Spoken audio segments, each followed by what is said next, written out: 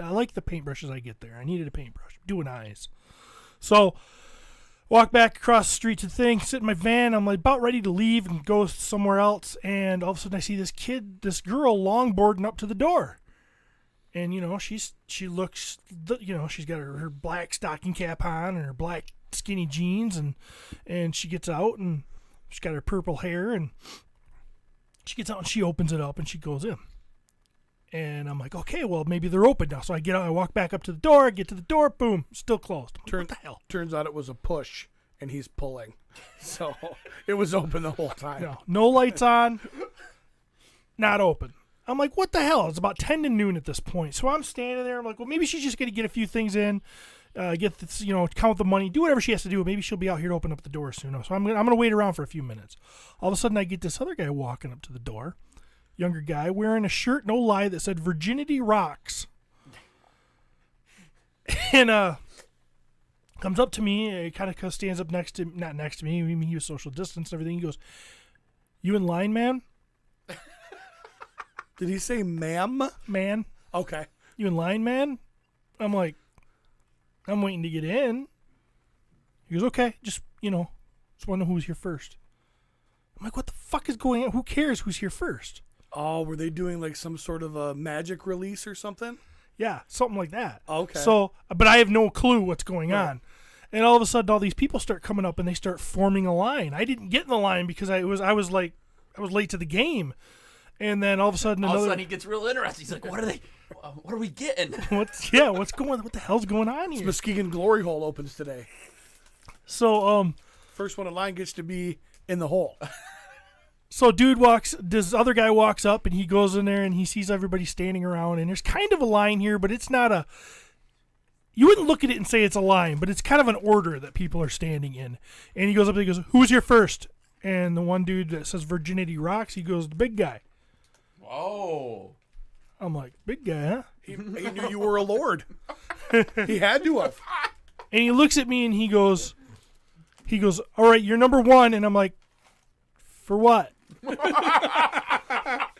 they started throwing tomatoes at him. All the nerds were like, fuck this guy. And I'm like, he says, Pokemon. And I'm like, oh, no, I'm not here for that. I'm just here to buy paint. And he goes, oh. And he goes, so you don't want any cards? And I'm like, there was a new release of a new deck or something? Yeah, new release. So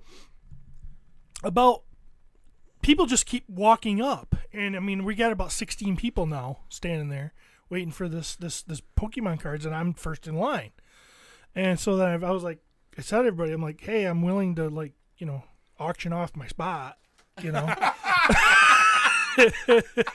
No, nobody was interested because I think they had 16, and the guy said something he had 60.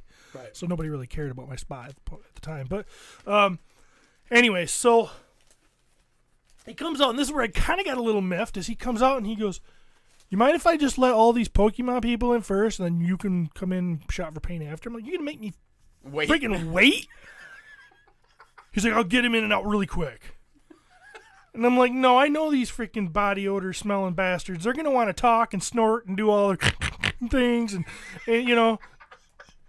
The grown man standing outside a hobby shop for paint for action figures is casting judgment. He's throwing stones. He's standing there in his ginormous glass house on the side of the road throwing stones. It's not a house. It's a friggin' tower.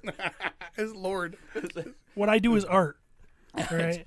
Crushing knob and whatever. Questionable? Is that what you were looking for? There's a glass tower in a book I read. I just don't know how to pronounce it. The crystal shard. Make a long story short, that's about it. But he did let about 5 people, and then finally he's like, because he had I didn't explain that very well. He has a limit of how many people he can have in the store at once. That's why he couldn't just let everybody in at once. Right. So, anyways, because of COVID stuff. So he let about 5 people in, and then finally he goes, just come on in. And, so I got to go in and get my shit. And then I get in line, and I'm going through the line, and he goes, you sure you don't want one of these packs of cards? He says, they're limited or something. And I'm like, what are they going for on eBay? And I don't think the kid behind me liked that comment. The kid behind him is going, scalper.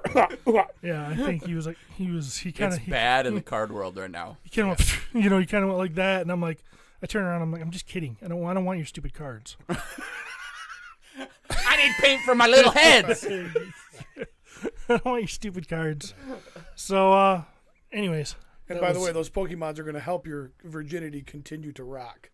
So it wasn't the Virginity Rocks guy. The Virginity Rocks guy, you know, he had an interesting getup. He had a sweatshirt that said Virginity Rocks. He had a hat that said something about MMA fighting. And I'm like, Did he look like he was an MMA fighter? No. Oh, trust me, I've been locked out. I'm kind of becoming a virgin again because my wife's back being broken. Yeah. I'm ready to fucking MMA fight somebody. Like, this is the best time. Like, I'm ready to get in the octagon just to get some stress out. So I in the card realm, my nephew has a YouTube channel, and he opens cards and talks about them and does this whole. Well, his parents go. They've gotten to the point now where they know what day the card delivery guy comes to Walmart. They go, and literally there's a line of people. Well, she was telling me, and this is my sister-in-law. She's pretty, very nice. Super great woman. And she tells me, she goes, yeah, it's really kind of crazy because when we go, it's like always the same group of people. And you get in line, and there will be like these, 4 adults, and they'll be like, okay, hey, when they let us in, I'm just going to grab 1 pack. Then you can grab a pack, you grab a pack, and they kind of like make it so everybody that's in line can get there. She goes, unless this one guy gets there before all of us, if he's first in line, he literally walks in and takes it all. picks the box. He takes it all. What kind of person are you? You know what I mean? And it's so funny because if he's not first in line, they let him take a pack. But Right. he would never do that in return for that. But never once. He literally will walk in. And I don't like that guy. The whole thing. I don't like that guy at all. Can we do a podcast field trip? Will you get the details? Let's show up early. You know what I mean? Yeah. And we have jobs. What? We have jobs. Yeah, I've got 1,000 hours of PTO. Like, I kind of want to go. I want to just go in.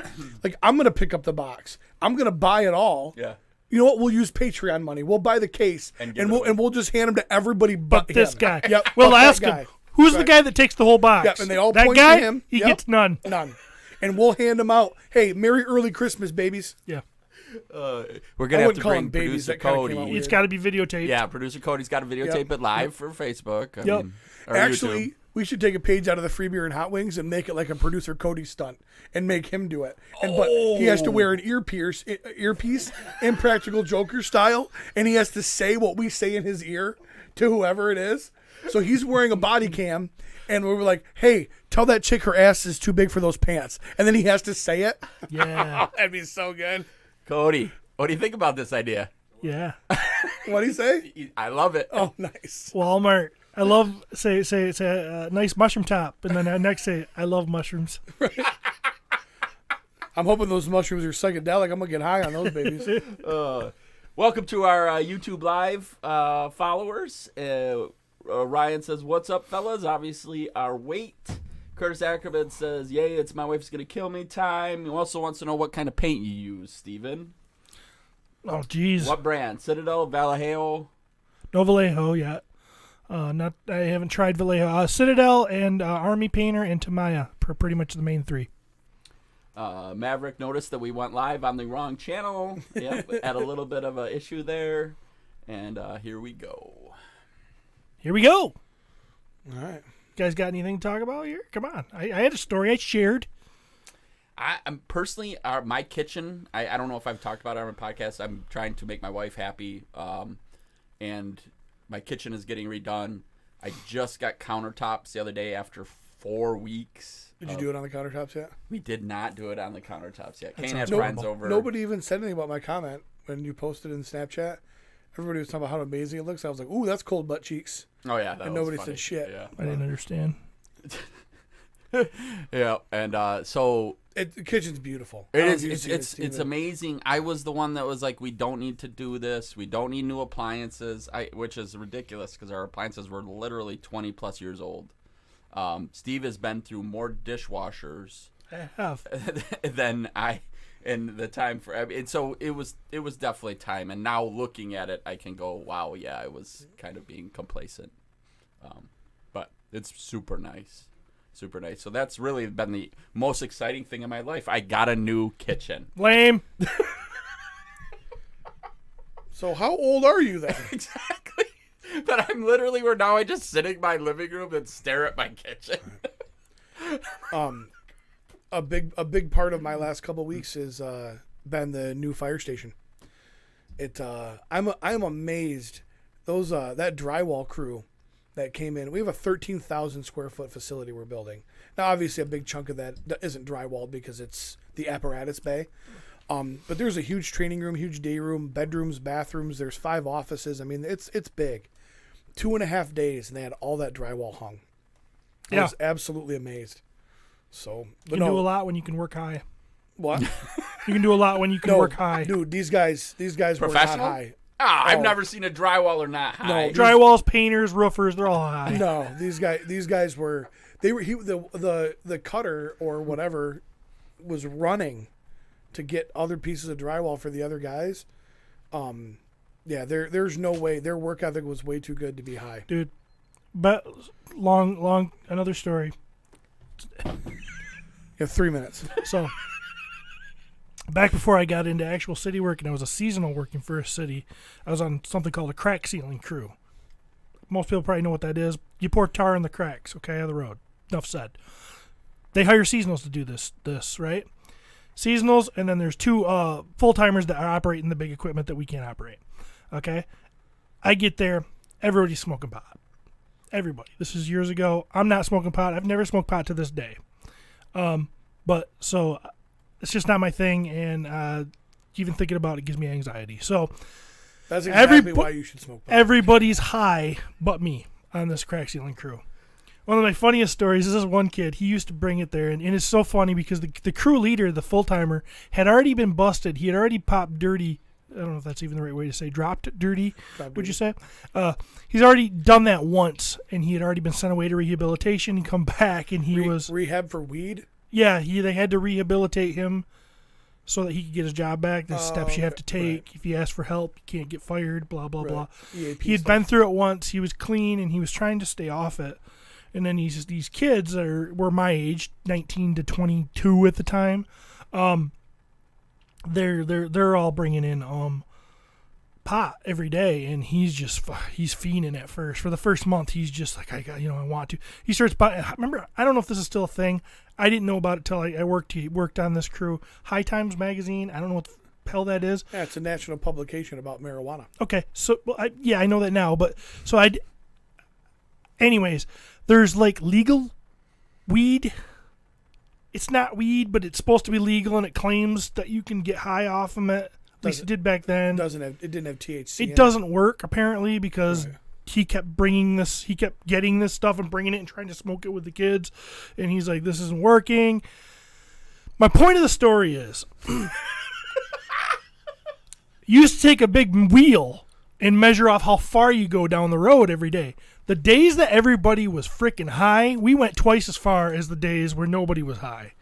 And the reason nobody was high because somebody forgot it or somebody didn't have it. I don't think they forget it. They just didn't get their hands on any. When you smoke enough weed, you'll forget to grab your weed.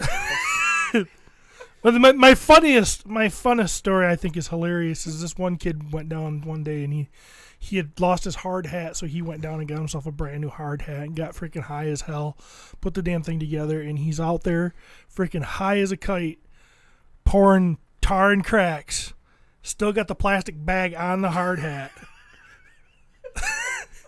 And the boss drives by, like the big director, which was what I am now, drives by and sees it and comes back and he's like, what's up? He's like pulled over and came up and he walks up to Josh. This kid's name was Josh.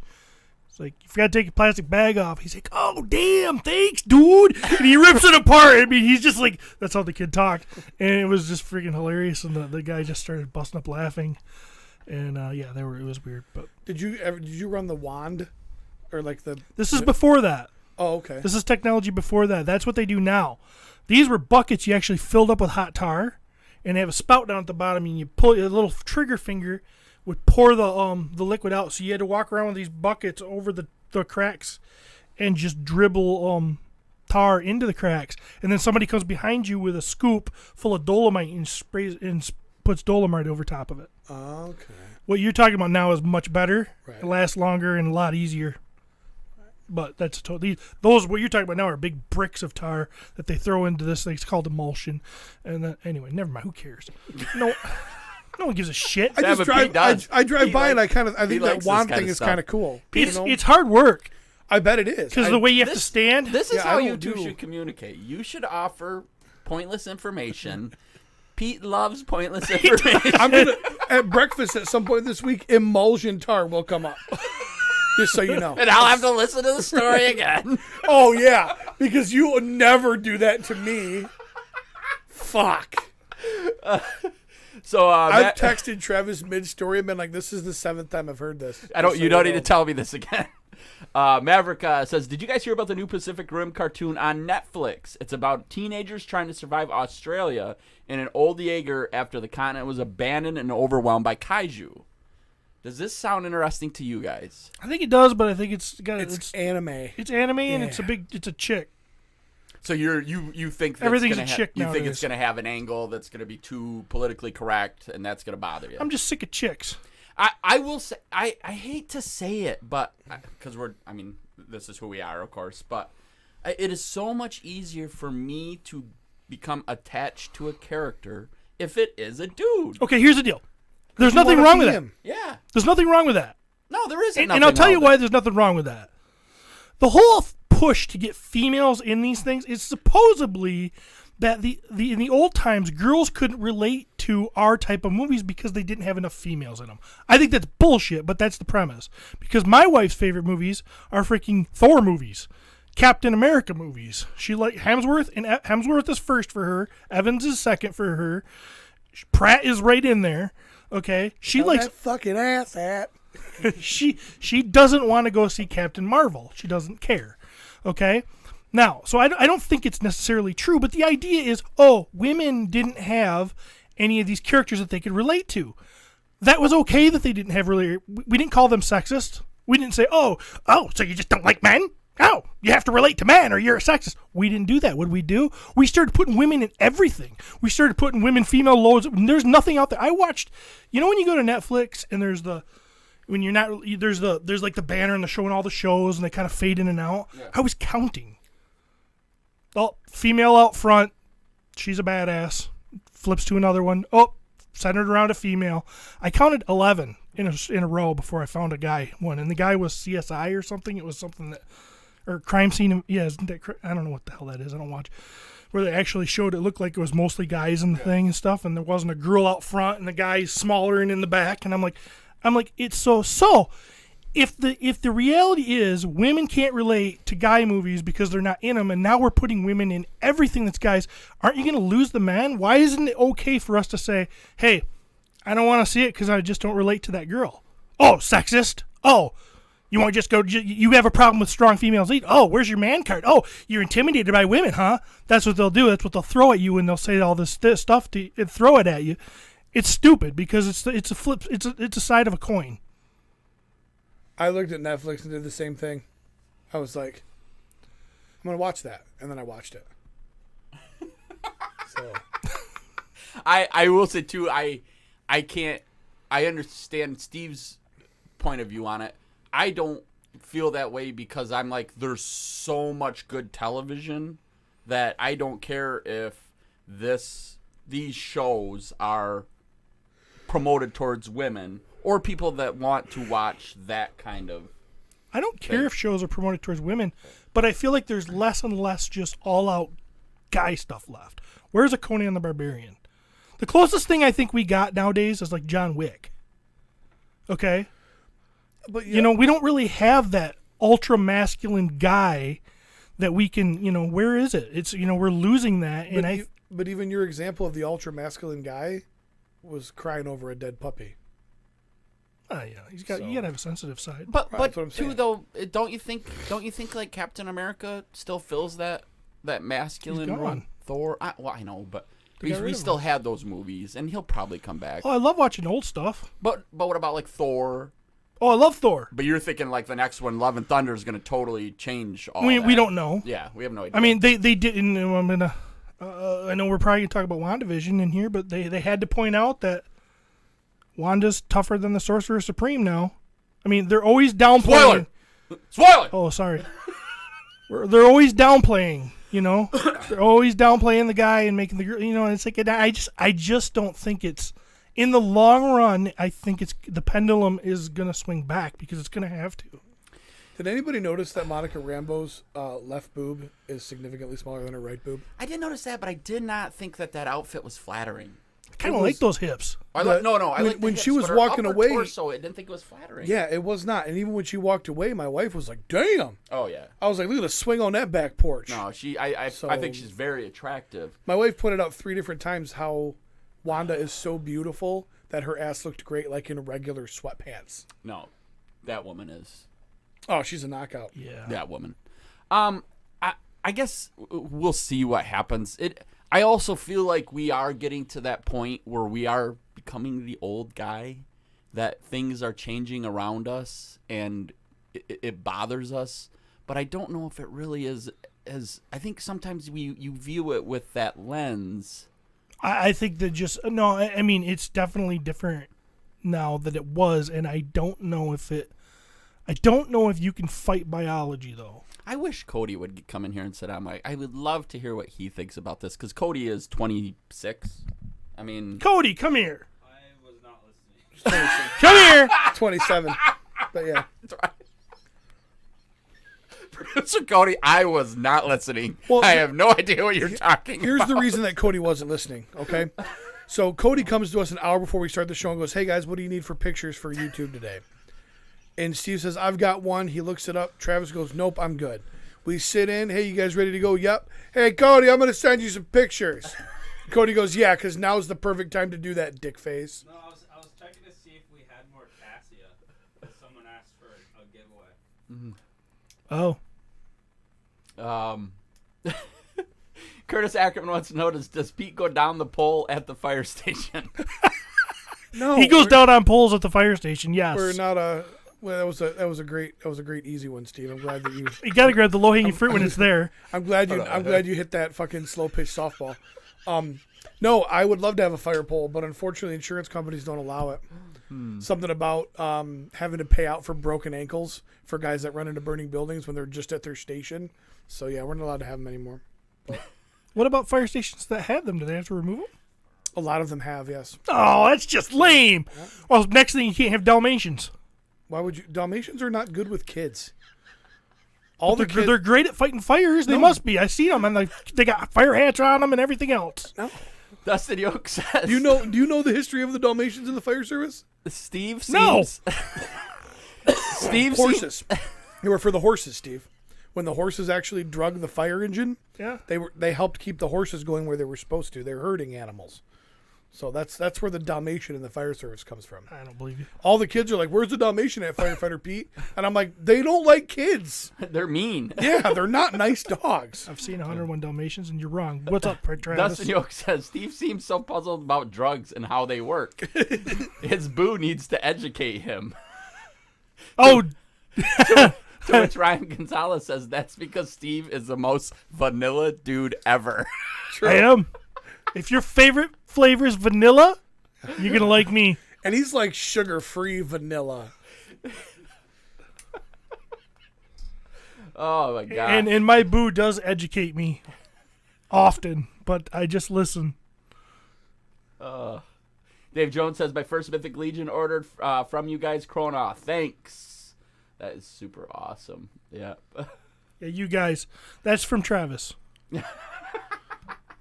If you want to do anything that supports the show, go for the shirts or something like Oh, that. David Bond, I love this idea, though. David said Trav wants to give away a Cassie on the podcast today. That's a great idea. That is a great idea. We got to figure out how we're going to do it. Oh, it has to be a girl. We have one. We do, Cody, because Mr. Bond bought some stuff from me, and I sent him a free Cassia to be nice, and he replied, "Hey, thanks. I have 7 of her." Oh. And so he goes, "She's a hard sell," which I disagree. Well, I shouldn't say that. All the girls in the Mythic Legions world, I think, for the most part, don't sell as well as the guys. You won't We're see sexist. And we hate women. You won't see one be a high dollar usually like the guys will. I don't know of a real high dollar female. No, but the females are also newer, too. But yeah, I mean, they're you newer- can't well, compare actually, them to 1.0 figures. That's true because I could be wrong, but is there a high dollar 2.0 male figure that you can think of?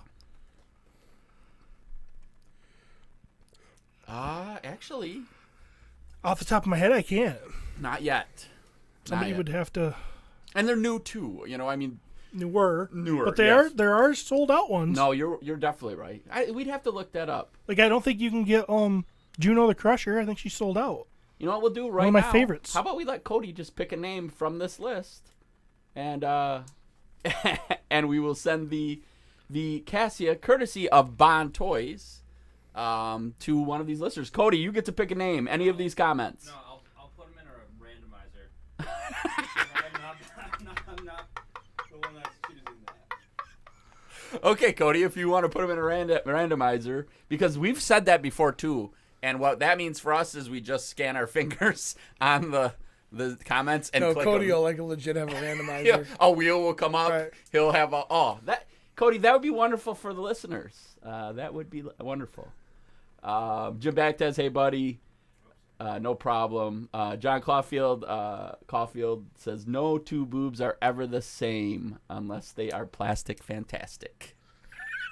Yeah, but the average boobs are much closer than hers appeared to be in that outfit. Plastic fantastic. Fantastic. I'm using that one. That's freaking awesome. Oh, that's so good. Yeah. Very good. Oh, Bob Reiger with a great comment that I think we'll save for when we actually do talk about WandaVision.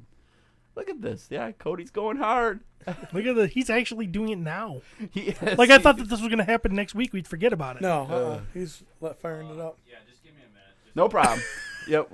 Ryan. No, Cody, now. Ryan Gonzalez says, I think Alithia might become a high dollar figure. I would say that as well. It's possible. Yeah, I could see her being end up being the one that's. Yeah, but she also there's going to be more of her than Oh, previous ones This too. is a great comment too. Gorilla Customs, which is Josh Moyer, who will be discussed again later in this podcast. But check out his stuff, Instagram. He said Grisha and Juno will be hard to get down the road. I would agree with that. Yeah, Juno, I did mention. Yeah. Grisha, yeah. I agree. I can't imagine that people aren't, like, because I think Juno is sold out, and Yeah. I think Grisha is too. Yeah. I can't imagine there's people not trying to get their hands on her. That's like one of my favorites. Yeah. Easily one of the most beautiful figures in the line. Yeah. Yeah. So that's definitely, I would say and it'll be interesting even just a year from now where they're at. That will be fun to watch.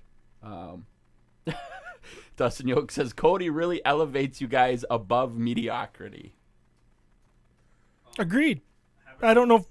Have everyone comment if they haven't commented. If you're watching and you would like to be included in this, you must comment because Cody is going to be adding names. If you haven't commented, your name will not be there.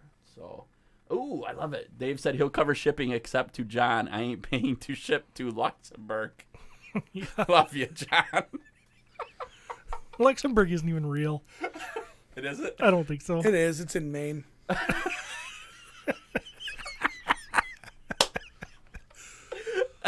Let's talk about the support group. Yeah? Yeah, let's talk David about it. David Bond just said that he would be happy to pay for shipping as long as the winner's Bobby Vala. That's weird. Huh. I didn't see that coming, but okay. Oh, Kyle ain't gonna comment until. Oh, he goes. Oh, wait, there's a contest. Oh, yeah. Is this something I shit. could win? He says good morning. He's like, Yeah. geez, this is like my senior coffee. I'm just going to get it. Oh, Your comment would have been better, Kyle, if it was just AARP and send. So the support group, you want to talk about it? I want to talk about the support group. Pete wants to talk about the support group, but mostly I want to talk about how this resulted in a comment from Cody that made us all laugh. Oh, yeah. Oh, you're handing it to me. Okay, I thought, Take you, it away. I thought you wanted to talk first. Okay. Take it away. So no, a little bit of toy drama. We had a meme that was shared in the podcast by the notorious and infamous Derek Ayers, who has not had a fuck to give about anything since 2002. And it was distasteful as hell. It was inappropriate. Like, there's no way around it. That comment got reported, and so Cody notified us that a post had been reported. I jumped on there. I deleted the comment because it was distasteful. But then I also created a post that basically said, hey, if you're the kind of person that finds things reportable, this might not be the group for you. This support group is where this shit belongs because it keeps it out of the other groups. And if you don't like it, feel free to leave. But we're and the main reason for that, and the person who reported it reached out to me, and we had a very nice conversation. And I just explained to him, hey, we don't want to be that group where everybody's getting reported and all that stuff, but we also don't want to be the group that allows stuff that may potentially, drive people away. So we're always going to watch that and be that happy medium to where it's going to be fucked up shit. We're a group of fucked up guys. It is what it is. So the post got deleted, and then the post got created that said, hey, let's not get out of hand with the reporting. If you don't like something, keep scrolling. If you don't like multiple things, this isn't for you. So Steven then wanted to talk about the comments in our group text. Travis, are you getting those? You finding that? I'm not. I can't. So wait, how this goes down? Like Pete already said. He got said it right here, too. Okay. Cody is the one that alerted us to this. He saw it and kind of was wondering for some guidance on how to handle this. And this leads to Pete's gonna read Okay. this. It's funny. So Cody says a member reported this. Not sure how what you want to do about it. And then he screenshotted it. And then I said who reported it. I dropped a name who I thought was going to report it because he had beef with Derek Ayers on a post the previous day. And then I said, no idea who that is because off the top of my head it didn't ring a bell. And then Steve said, it's an X-Wing aiming at the World Trade Center. And I said, go on? Like, I don't... So then... And then he's like, oh, I read Pete's post wrong. He thought I was asking what it was, not who it was. So Steve says it's inappropriate as hell. It's in the support group, right? I said, I deleted the post. Going to follow up with a comment. Yes, it is in the support group. Cody said, thanks. And then Steve said, just because we laugh at Pete because his parents are dead doesn't mean we can laugh at 9/11. I can't articulate it. I can't articulate why, but I feel it in my heart. So I read that. I was with someone when that whole thing happened. I read it to them, and they're like, Steve is an asshole. So then I said, but there was also an abortion post today. It was in poor taste, but it was in the supper group. That's a slippery slope if we start pandering. Then I said support. He said, I know. Cody comes in with the highlight of this entire conversation and said, yes, it's hard for me because you three are super fucked, so I never know what's right. And Steve says, haha, we are super fucked. And I don't know if Travis did anything other than, like, put a ha-ha on comments. I think I just laughed at everything. Because he just, he's useless. But so the moral of the story is, obviously if something bothers you, and you can also feel free to reach out to us as well. We're not going to answer, but Cody will. That is the place for the fucked up shit. I mean, that's why we created the support group. The pinned post on that says, hey, have you ever wanted to say something that you weren't comfortable saying in the regular group? This is the place. So, member beware. Some of that shit's going to happen. But in that scenario, I felt it was best to delete the post in question and just say, hey guys, we're not going to get into 3 reports a day and going through all this shit. I'll just kick people out as far as I'm concerned, just like we've done in Michigan Toy Traders. Now, the person who reported it That's not me saying I'm kicking that person out. We had a very nice conversation. He's a supporter. He's a listener. And I'm not going to say his name. I'm also not going to say anything else about our conversation because I'll give it away. But the fact of the matter is we want to have fun in there, and things are going to get colorful. That's kind of the way things are going to be.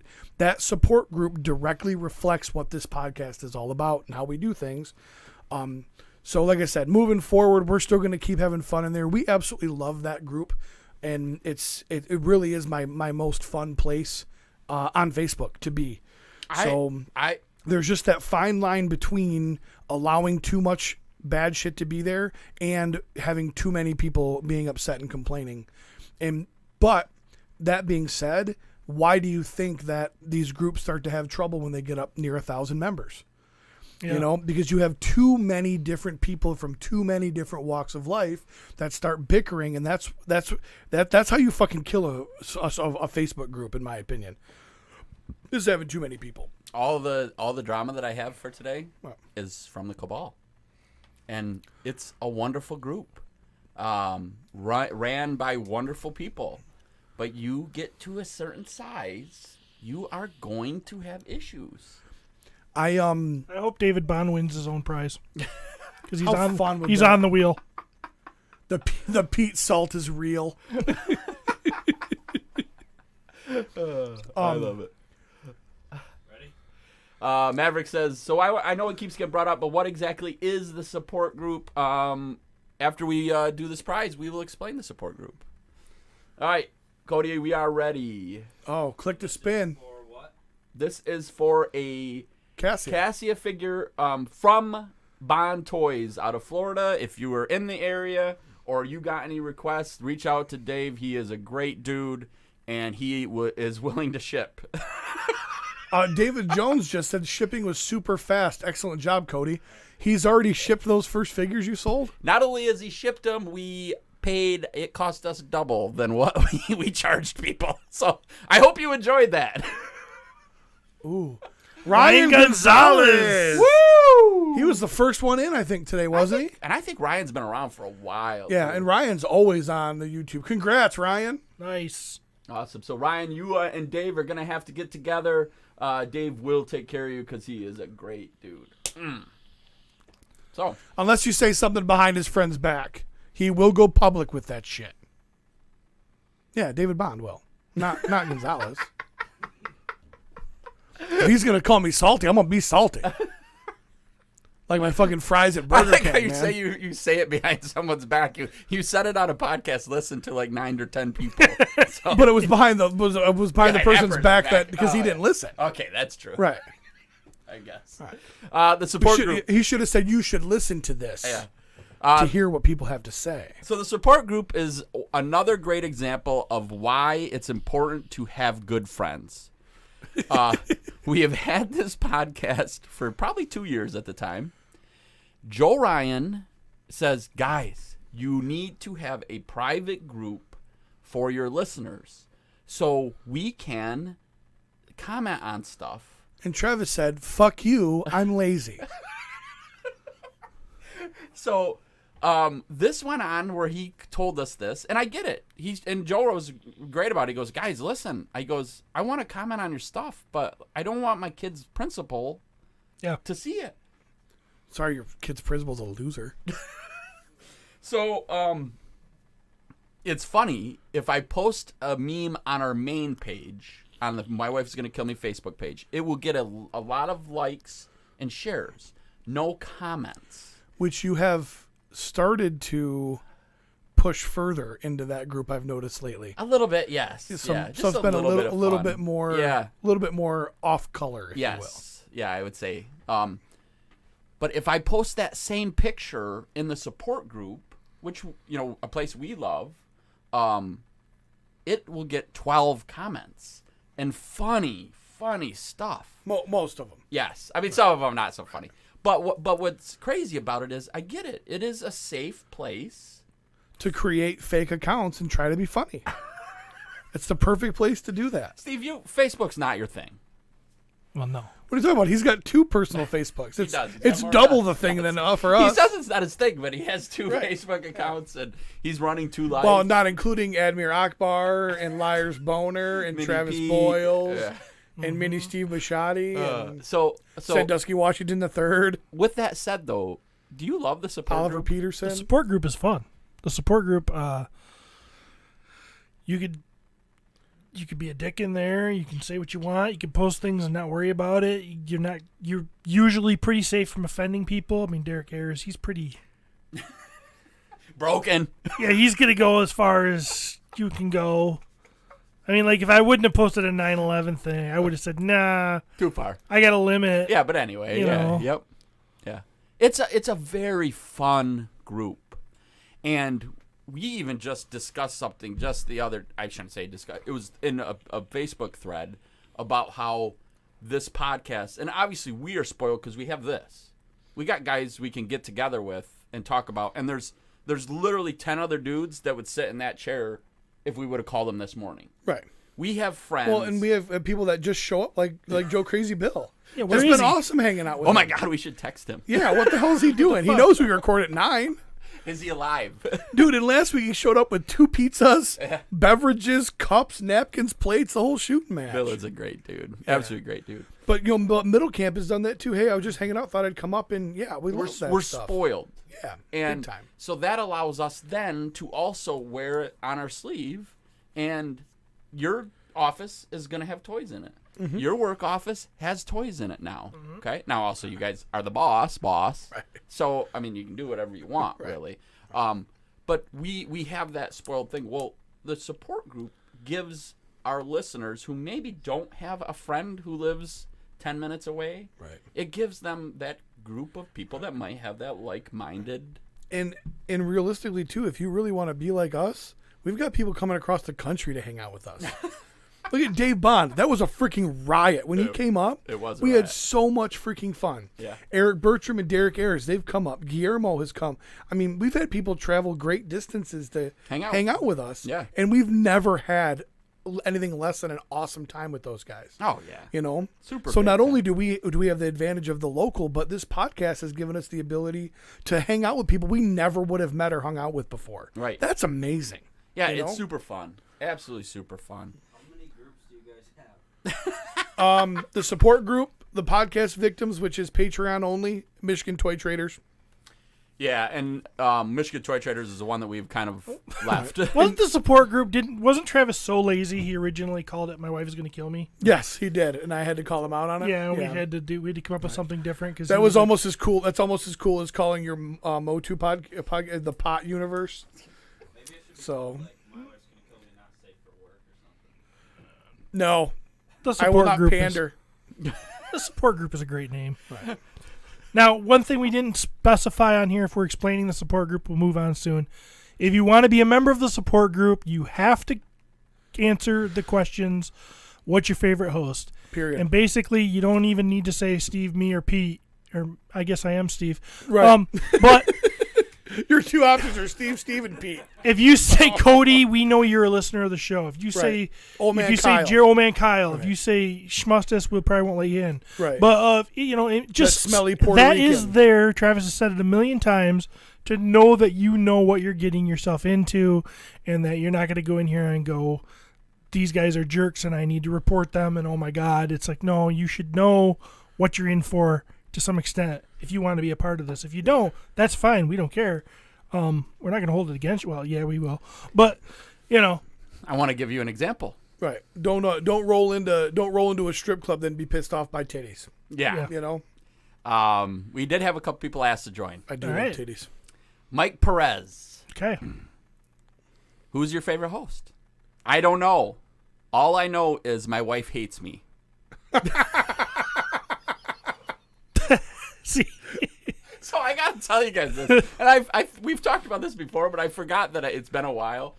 We get people often that join based on the name, because what will happen in a lot of these groups, if you're a big fan of Justice Curry, you look and see what groups Justice is in, then you ask to join those groups. Is he in the support group? Yes. Okay. Yep. Justice is pretty good in there. He just ripped me pretty good the other day, but a lot of times you get these guys who literally They're looking for a support group for people whose wives hate them and want to kill them. We should start another one and we should give advice. That's what we should do. Well, it was. But I'll be, Does your wife want to kill you? We'd love to help. but it'll be which one of us answers gets it first. Right. So if it's Steve, they get the misogynist, like, Hey. just get her in the kitchen, Right. Hey, full dress, but no underwear underneath. If it gets to Pete, it's like access. bang her one last time and then kill her. If it gets to Travis, it's kill her then bang her one last time. You know, the varying degrees of. Where it goes. But if you remember didn't we got a review or a note or a letter from a woman who was that's what I was going to bring talking up. about the like we did. I was in an abusive relationship and we're like, Yeah. man, this is not what this is about. I should go back and find that. We should bring that back up. Maybe when we It's been a long time. maybe when was- we re-record episode 0. Min Ryan asked to join. Min's actually been a fan of the show for a long time. Yeah. He said his favorite host is Travis. Boom! Write it down. Yes. These fence riding bastards. Damn it, so Cody redid the studio and the pens are new. Yeah. They have the see that. little tips on them They still. do I have little chewed on tips it. on and them. It came off and almost killed me. Almost killed me. He's an asshole because he didn't tell us that, and I literally would have sat here. This pen doesn't work. Oh, little ball, let me eat it. Cody said, "Oh, a little ball, let me eat it." That's Travis's go-to. Travis is I brought in this morning. We brought in donuts, and I brought in a little cap full of used fingernail clippings that I clipped, give to Travis, and he was chewing on them. Fucking gross. So what do we? I wanted to ask you guys. I want to get your opinion. Do we allow Mike Perez in? No, Only because I don't want to. I don't want to. Travis hear doesn't- his sob story. I'll feel bad for him. Travis doesn't understand the rules. I mean, he can explain them, but then he's like, "But what do I do? I don't know. I don't know how to apply it." The funny part for me is going to be, he actually is a listener and he was trying to make a joke. Yeah, he's like, trying to I be don't know, funny. my wife hates me. Like he's being funny and we don't get it. So Mike Perez, if you're listening, let's do it again and let us know that you were being funny. So, why is your shirt on inside out? It's cool. The kids are doing it nowadays.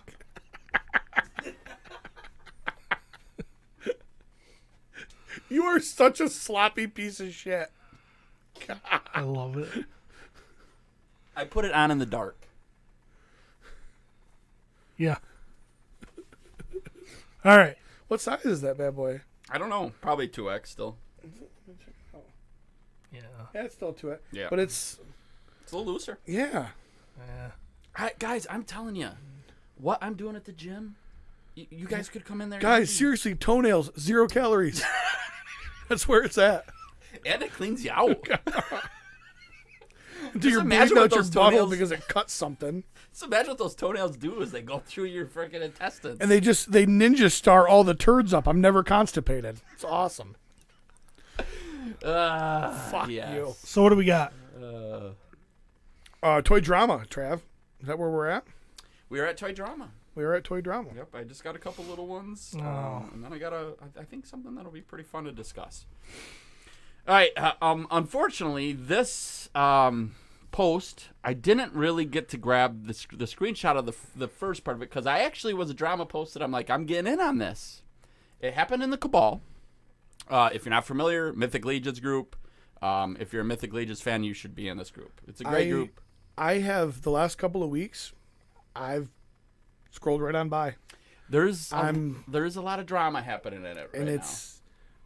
it hasn't, the last couple of weeks, it hasn't been for me. There is a lot of great posts in there still. A lot. I of like great the posts. custom stuff. Oh, I yes. But I mean, as Yes. far as, But but I've deleted more comments that I've made in the last couple of weeks just because I'm like, you know what? I don't need to hear from 40 people that don't think I'm funny. the hard part about the Cabal too is it. I almost want to say, Steve, tell me what you think. I feel like it is a customizer heavy group. Well, yeah. At Yes. least it was. Yes. Started out that way. for sure. And I think we're getting an influx of people that aren't so much customizers. That are overly sensitive. And maybe a little bit of that going on too. But yeah, but the hard part too is if you come from all these other groups. Yeah, with all the negativity. Yeah. I think people now have been conditioned that this is just what you do. You get in these groups and you whine about stuff. I just don't understand it. I don't understand whining. I don't get why you like toys if you just want to whine about them. They make me happy. You see how happy I am? I'm happy! So, unfortunately, this post, which I didn't get to grab, but it really comes down to a guy by the name of David Dominic brought up a comment saying, is it okay to ship in an envelope? Okay. And then there was back and forth on this, and then Patrick Starmy, who is a pretty talented customizer in the group and been there for a long time, pretty much says, oh, I guess this is a post to talk about how big of a piece of shit I am. And then it kind of gets ugly between these two guys. So and this guy shipped him something in an envelope, and the guy posted, "Hey." Here's the crazy part. I don't even think it got shipped. I think he said, "This is how I ship," and then that guy got mad at him, and then he brought the argument to the cabal, and after Patrick, the way that I was reading it, Patrick pretty much said, "Okay, deal's off. Right. Don't worry about it," and then it kind of this was one that I made a comment on that I didn't send. Well, because I'm like, who cares? If it could be in a Ziploc bag filled with newspaper, as long as it gets to me undamaged, who the hell cares? And that's I actually got something in an envelope that I'm looking forward to talking about. So, and the reason why I say this is because Josh Moyer brought it up. He tagged me and he goes, "Travis, this is your cue." Drama. I like Josh. Yeah, and so I replied. And unfortunately, it didn't get to send because the post got deleted as I was. Oh, okay. But I replied and I said, "Josh, just got a figure in the mail, shipped in an envelope. Looked good to me, but I'm opening it on a little podcast that I have the pleasure of being on. So the truth will be live on YouTube, seen by 7 people. Get ready, buddy." Because Josh is the one that sent me the envelope. Oh, nice. So when we get to that part, it'll be fun to do that. And it's just an example of how certain people, it's got to be about drama. And I like some of these groups, if you want to find drama, you'll find drama in anything. Yeah. And I'm like, why? Right. Why? I just don't. Now, it's great for our show. We like talking about it to an extent. Right. To an extent. But how do you feel about that? Steve, you get something that's in an envelope. Do you immediately go, "Oh my God, what did they do?" No. If I open it up and it's wrecked, Then you will be upset, right? then I'll be like, "Dude shouldn't have shipped in an envelope." Have I ever shipped in an envelope? No. I don't do that. And I wouldn't do it either. So, I mean, if someone else... I'm just very worried. That's why I wouldn't. Right. Yeah. Yeah, I'm very worried. I won't want to do that. I don't want to get that post from somebody that's like, "Yeah, you didn't pack it right," blah, blah, blah. Because we can't trust somebody to reach out and go, "Hey, I had a problem," and we can just fix it personally. And I hate to say because it, but they're that's going it. to post it in a group and they're going to make you look like an ass because they're "I'll see you next Tuesday." Realistically, if I got a shipment from somebody and it was from an envelope, or if it came in an envelope and I opened it up and it was fine, you wouldn't hear anything from me. Yeah. I might not, depending. No, I probably would roll the dice. I was gonna say I might not buy anything from them again, but that's not true. If they had what I wanted, I'd probably roll the dice and do it again. Yeah. If it came in an envelope, fine, then fine, But if it came in and it wasn't in, "Hey, man, you sent this in an envelope and it was mint on card. Now the card's all bent. Like, how do you want to handle this?" Yeah. And you ghost me for a week. Yeah, I'll go public. I don't give a shit. But it doesn't need to start there. And that's why because so many people want others to agree with them.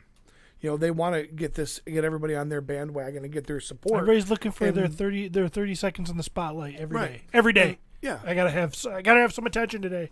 And that's the greatest part about some of the best toy drama we've had is people have posted dumb shit and then they get lit up and they go, "Oh, this didn't go the way I thought it was going to go."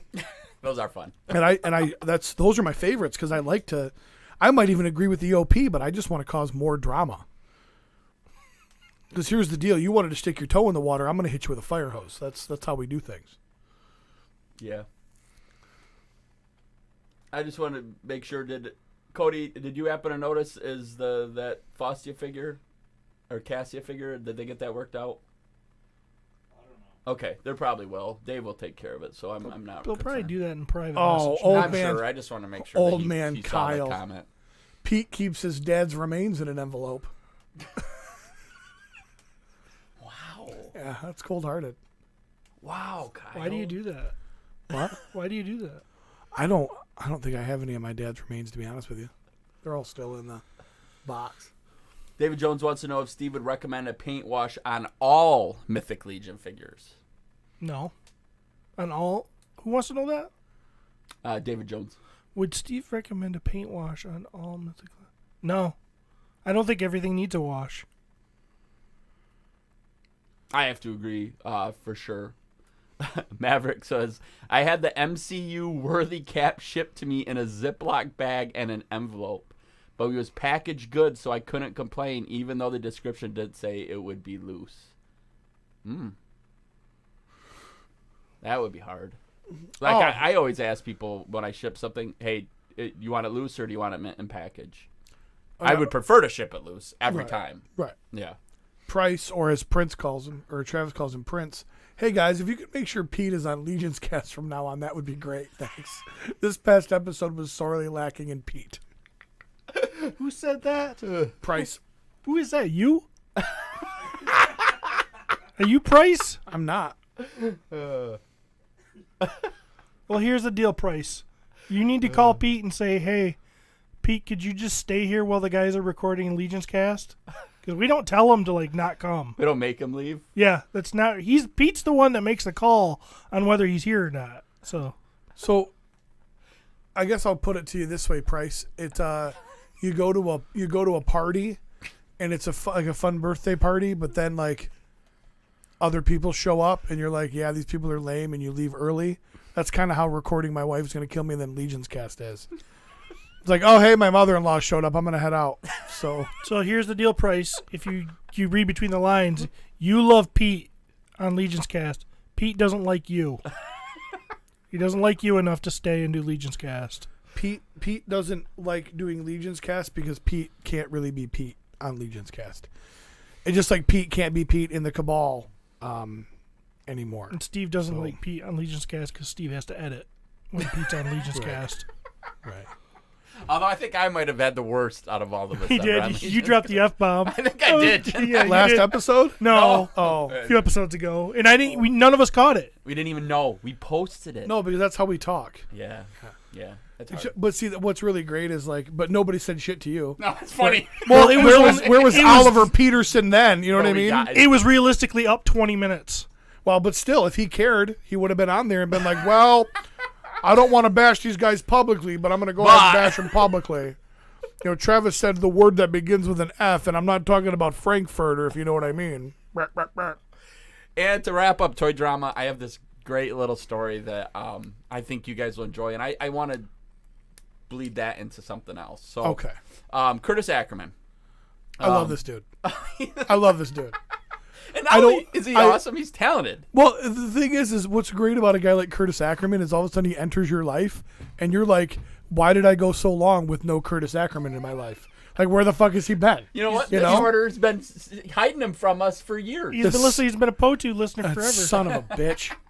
So what I love about Curtis, there's just a not you, Curtis. He's a son of a bitch. What I love about Curtis is he's bought a lot from you. Well, I love that too. Of course, he's giving me money, but Curtis is one of those guys, and there's men that are like this. I don't know if I see one in this room right now, but he says, I hear people make dios. Does your wife? I've heard your wife makes them, and I sent him some pictures, and I said, prices are kind of like this, and he's like, well, I think I might try making one, and I'm like, dude, do it. He literally just goes and watches YouTube videos, and then the next day creates this amazing dio. Amazing, absolutely amazing. And I'm like, wow, that must be nice. Right. I wonder what that's like to be talented. So Curtis messages me. Great one here. He says, funny story. I binged all of the Legions cast and have started listening to My Wife Is Gonna Kill Me a bit lately. I mostly listen to it in the bathroom or after my wife is asleep. Because Curtis told me, guys, I need more Legions cast. I said, hey, dude, I hate to tell you this. It's kind of one of those things. It's when we have stuff to talk about, and when it works, Right. we do it. We love it. My Wife Is Gonna Kill Me is the wife that we keep in furs. Legion's cast is the pregnant mistress that we put in an apartment. So Fact, right? I mean, we love Legions cast, but this is the one. Steve and I love Legions I cast. love Legion's cast. Yeah, I love it too. But this is the fun one. This is the one that I love coming to talk. So, he had said it might be a little too risky for me to listen to. Yeah, sure. And we're like, get it. We get it. totally get it. So then he says this. Today I was painting in the other room listening to a few episodes.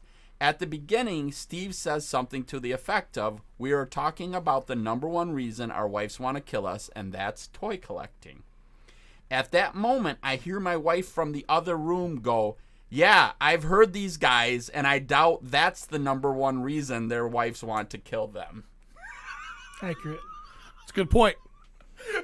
It's a good point. So how I want to go about this is, what really do you think is the number one reason your wife wants to kill you? We've joked that it's toys. I'm always right. I love how Pete's like, boom, this is no problem. So Amanda doesn't like that you... I'm always right. So, and Amanda doesn't like that I'm always right. She doesn't like the fact that when it goes wrong and I was right, that I told you so. And then when somebody says to me, you're right, I always go, yeah, I know. You know what I mean? Hey, Pete, you said, yeah, it's because I don't say wrong things. I knew I was right. I wouldn't have said it if I wasn't right. And my family hates it. All of them.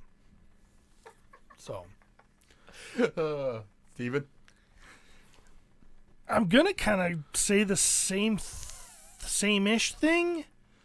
I think she doesn't like the fact that I apply.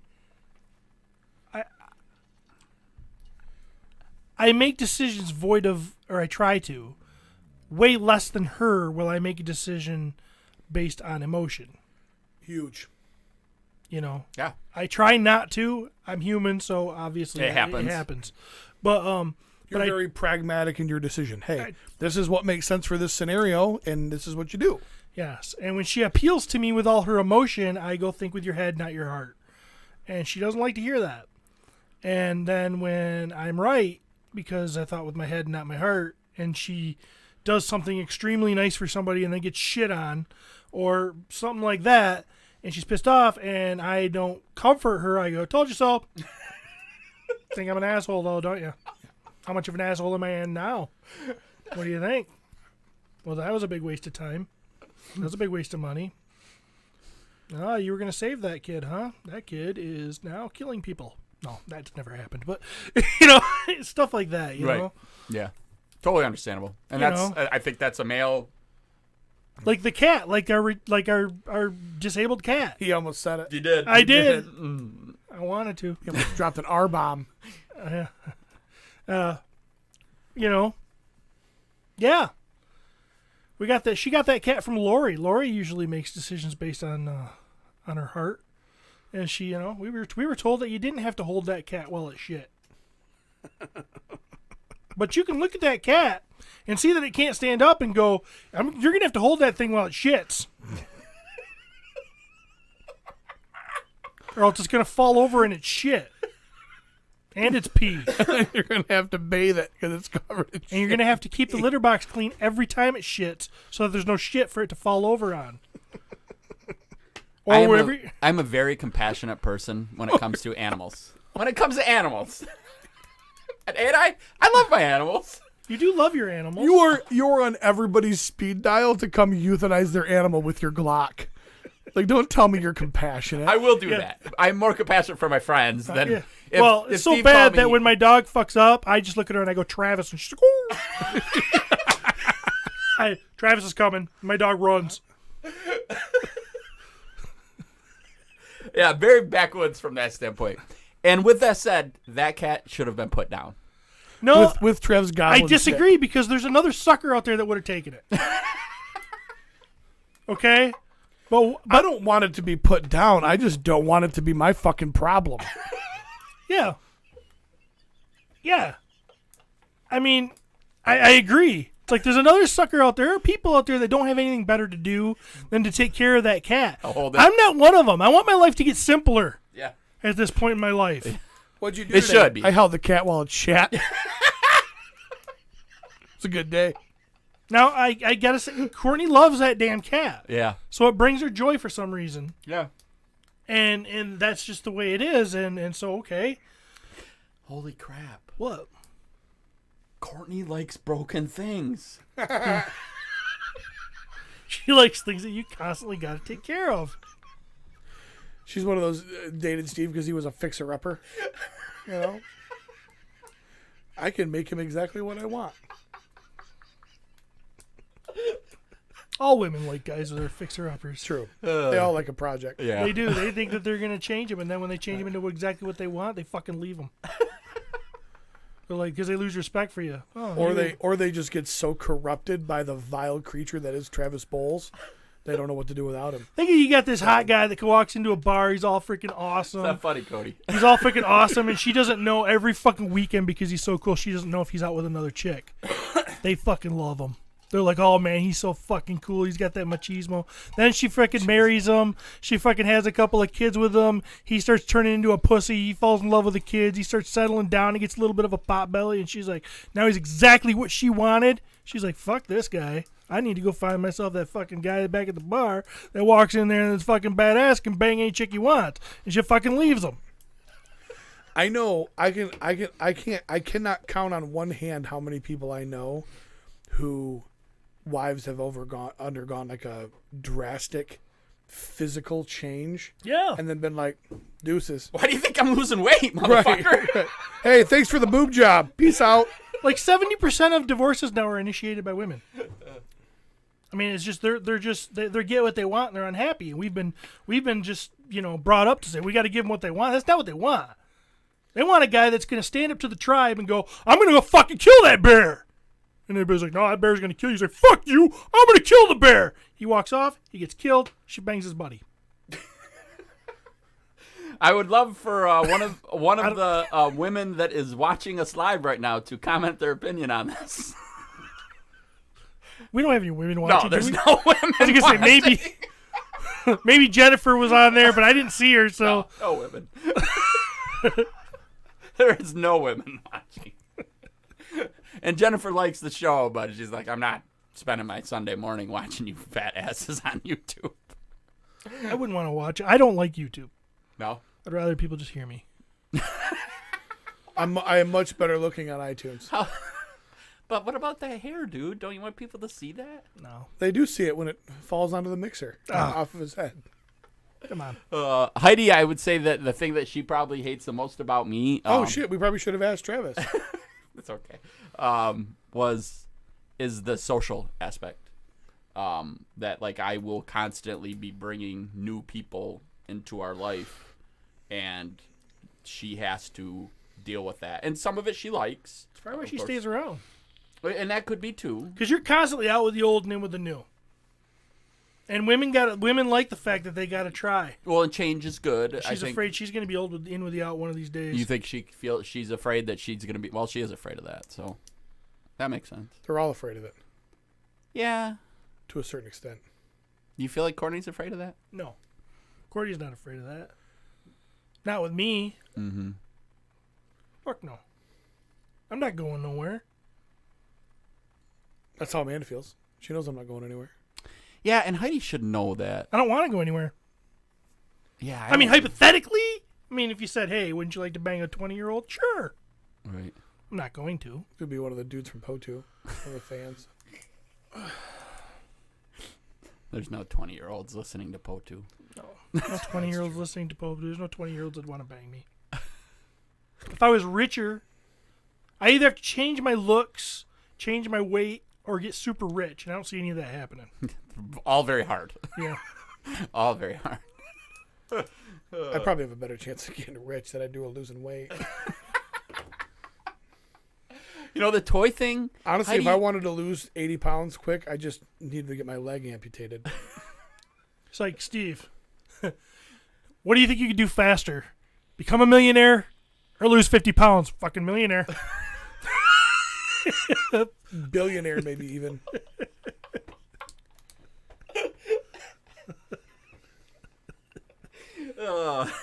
Sad but true. Sad but true. I thought it was a great comment from Curtis, and I could just imagine one of our friends listening to this. And I'm a little upset because he sent the same one to me. Now I see he just copied and pasted. And he changed it where it says Steve, he said you. You know what's funny is he told me he sent it to you, Yeah. and I almost wanted to say, how did that conversation go? Because I was envisioning you not even replying. Or actually having a whole big fucking paragraph typed and not pressing send. That is very possible. All right. All right, that brings us to toy news. Okay, toy news. What do you got? Travis, what do you got? So the Four Horsemen. Well, We're a little bit late on this because I think the news broke probably right after we... That night, I think. Yeah, I think it was that night. hours after we had recorded Legion's Cast. Yep. We got the reveal of what the new MOTU-inspired figures are going to be. I will say, I thought... Yeah. Yep. I thought dropping Adamon and Keltis as early as they did. I mean, they were the first two, right? No. Oh, Unken. Unken and just Unken, right? I believe so. Yeah, That first one just had Unken. Yep. And Unken was obviously a huge hit. I kind of felt like when it happened, I'm like, man, you're blowing that load pretty quick, pretty early. Looking back on that, I think that was the wrong thing, and I think that the Horsemen actually probably knew what they were doing. Maybe the 20 years of experience in the toy world, maybe they know, they have a good idea. But I thought after you do He-Man and Skeletor, it's hard to really ever nothing, and it's hard because while I like MOTU, I'm not a huge MOTU fan. Right. Krona was amazing. Yeah. I really love Purpler. Actually, I like Purpler more than I like Kauros. Kauros. Purpler's cooler, I think. Yeah, it's just something, and that purple, it's just cool. These two right here, my gosh, Steve, or Pete, if someone told you they were going to do a Mossman homage, would you be like, that sounds super exciting? Not even close. When you see that image, do you have a different opinion? I will tell you that I am impressed at the flocking. I never in a million years thought they would have done that. It is a beautiful, beautiful figure. Steve, do you got anything on it that you're like, you got any issues with it? Issues? No, Yeah. it's freaking cool. I mean, I love it. His name is Bryophytus. Bryophytus. I don't know. I think you're probably right. I think I'm right too. Bryophytus. Bryophytus. I think you're close. This figure is beautiful. Is anyone aware of what Bryophytus is? Does anyone know? No. I'm assuming it's... You could look it up and find out there's a connection. It is the scientific term for moss. The most amazing part about that is Travis is the one that knew that. He looked it up, right? Or someone else? Someone else told posted him. it. I was going to say. Yeah. Someone else posted that. I should have known better. I like the alternate head, I like the alternate head better. but I love them both. I do too. And In fact, I want two so that they could just be a pair of... orcs. Yeah, of that kind of orc. Yeah. Yeah. I agree. And I think doing the alternate head like that is going to make it so people are like, yeah, I'm going to have 2 or 3, and they can be their own little thing. And we'll see, too, what else they do. But it's cool. It's really cool. It's funny. Now, Kane said to me when I showed him the picture, my 16-year-old son, he goes, yeah, but do you think they're ever going to do, like, flocked the right way? And I'm like, what do you mean? And he goes, well, flock should be more furry. You know, like, and That's not fuzzy? Kane looks at that, and I think it's hard to tell with the picture, which it's a beautiful picture, probably by Mr. 1/6 Shooter himself. But does it look kind of hard to you? Like, Nah. you're thinking it's actually sculpted and not fuzzy? I don't think it's sculpted. No, I they think would have had to resculpt or do that. Yeah. And they're not going to make a new mold just for that. So that Yeah, is, but I would. there's- That's there's, flocking. But there's guys out there that are notorious for taking horseman stuff and then adding hair to it There are a couple. and calling it their own. Maybe they could have hired him. They could have hired it out. It's stupid. This looks like a little bit more rough. Yeah, see, and like Cody just said, it just looks a little bit more rough. Well, I'm sure that they are. That's a. They flocked that in house. It's a prototype. I'm assuming. That's not necessarily exactly how it's going to look coming from the factory. My guess. I don't know. I'm talking out of my ass here. That's just my assumation. It'll probably be very close. I think it looks soft. I think it looks like flocking to me. Yeah, I will see. Regardless, I think it's beautiful. I think I think my opinion is that'll probably be better than it's going to look from the factory. Because I don't see any spots in the joints where it's not flocked. And if I'm going to compare it to another figure that has moss on it, which looks fantastic, there's spots in the joints where the moss isn't there or the flocking isn't there because so it doesn't rub off, on joints. And That doesn't do anything for me, but man, it's cool. And the flocked beard on that alternate head, I think, is just awesome. The question a lot of people are asking, and I shouldn't say a lot of people, just MOTU weirdos, is it going to smell? Well, actually, we have it on very good authority that they are not going to smell. Now, and I'm not sure why that is, but my guess would be when you are doing homage figures, you've got to be pretty damn careful to have too many similarities to not start a war with Mattel, over intellectual property. So, like I said, we have it on good authority. They're not going to smell. We don't know why, but that would be my guess. Which, would make sense. Nobody wants to go to war with a multi-billion-dollar company, especially when they're just trying to do It's good not fan needed. service, it's not needed. No. It was always a fun gimmick, but it is not needed. No. And I think what Pete's saying is the reality. We know the relationship they have with Mattel. Obviously, they do work for them. Yeah, sure. But they have been very clear that this is a balancing act. Right. And they don't want to upset the wrong people. Right. Now, with that said, moving on to Mephitor. Mephitor. I love this little guy. He's great. And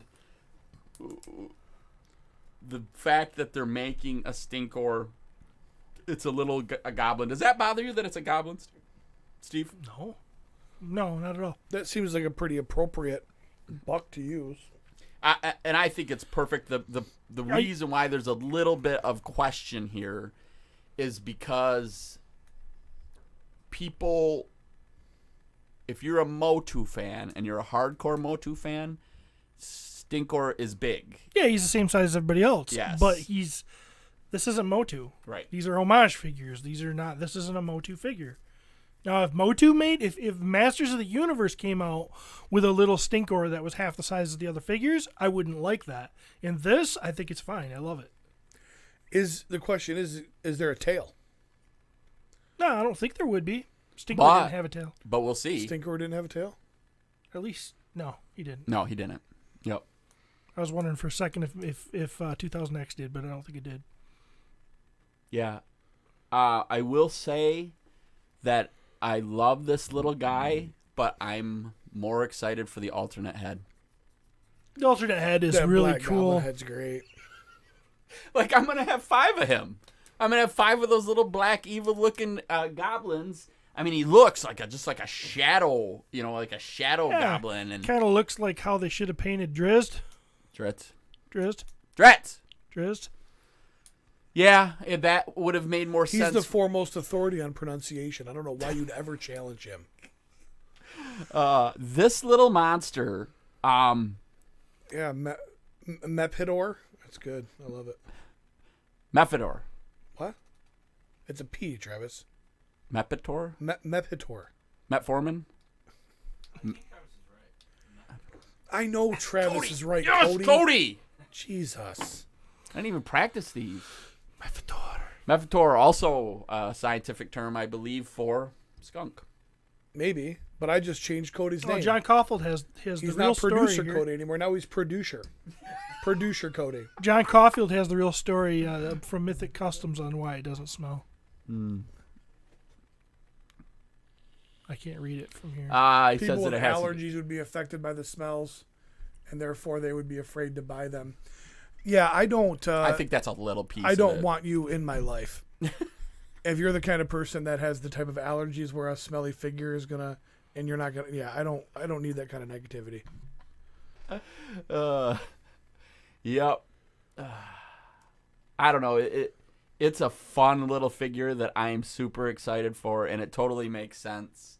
I will say it is it's funny because I literally already have this figure that I purchased well over a year ago from, speaking of Mythic Customs, Jeremy Gerard, who had put together his own little The mock-up. kitsune. Yep, he had a kitsune tail, painted it like a skunk. He took a Goblin Legion builder, painted it in his colors. Actually took a thistle snatch head, and which, by the way, I'm not naming. This is not going to be Mephitor. This, like Thistle Snatch, is going to be called Stinky Snatch. I like it. Your favorite. My favorite. Right. So a little Stinky Snatch here. I have them already sitting on my shelf. Cody, do you have a picture I sent you that maybe you could pull up? It's going to be a figure that looks very similar to this one. That top middle. Yeah. Boom. Boom. Gone. There it is. This is a figure that I bought from Mythic Customs over a year ago, and it's a fun little character that I love. It's got that skunk tail, which is actually supposed to be a fox tail, but plays a lot of different roles. Available through purchase. He made it about clear. He doesn't care as long as he's getting tail and it's stinky. So I don't think you can pick it up now from Wolf King, but I imagine they'll have the tail back up, and it'll be perfect timing because when this figure drops, there's going to be people that are going to be like, I want that tail. Maverick Silvergen, I can't read that from here, says even Salvagen? Salvatore varies how he pronounces Drizzt. I say Drizzt. he says Dritz. Well, here's the deal. Salvatore doesn't give a shit how you say Drizzt. Okay? He doesn't even probably really like that fucking character. It's a cash cow for him, and he just writes that shit. If he really cared, he would come on and he would say, oh, it's Drizzt, it's Dritz, it's this, it's that. Why the fuck would you spell it Drizzed if it's Dritz? It's the dumbest thing in the fucking world. And you know what? He doesn't give a shit about you. He doesn't give a shit about the character. He's just rolling in dough. You know, he should take a play out of the McFarlane playbook and go, McFarlane does not want you to pronounce it this way. Now let's talk about the troll. So that troll, they repainted the ice troll head. They did. Right? Forest troll style, which is an amazing head. Why does it look so cool? Like I didn't expect. Okay, Travis did think that it was going to be the ice troll. I thought in orange, though. You thought in Brontus colors, but I didn't expect that color scheme, and I think it's badass. It's amazing. And the alternate head is the original Forest Troll head, I believe, right? Yes. Yeah. Yep. So- Well, I don't know if it's been pictured yet. It probably It has. was. Thought It was it up in the has. corner. Okay. of Yeah. the- Okay. Good. Thought it has. Cody, if you go back to that Facebook release. Yeah. Yeah, it was Oh, up yeah, in the yeah, corner yeah. there. Yep. So Yep. for those of you who missed out on the original Forest Troll, you can go back and get that, which is probably it's one of the coolest heads. What's your favorite troll, Steve? My favorite troll Yeah. is the Ice Troll. Pete? Yeah. Ice. Yeah, you know what? Honestly, ice for me too. Yeah. The forest is that sculpt. There's something about how evil it looks. Every time he has a favorite, he has to go back and like try to let everybody know that the other ones aren't bad. I know. They're just not his favorite. Yeah. Like we get it, Trav. Mm-hmm. Like we understand. You don't need to constantly justify. Like it's gonna hurt somebody's feelings. Like his stone trolls at home going, I don't know why Travis doesn't love It's like me. my freaking daughter. Every friend is her best friend. Right. And I tell her all the time, if they're all your best friends, none of them are. Right. You realize that? And she goes, I learned it from Travis. Maverick Salvagen says, "Crap, you guys pronounce wrong so much. I even pronounce my own last name wrong." Oh, come on, Maverick. Ding ding dong now. You're fine. You're fine. David Bond said, "Kara sold out on BBTS yesterday. The new MOTU tribute that people can't ever get again," which is the truth. I mean, Yeah. when this stuff sells out with the MOTU stuff, they've made it pretty clear they're probably not going to be remaking any of those figures. Probably not. If you really want to talk about the stuff that's going to be hard to get down the road,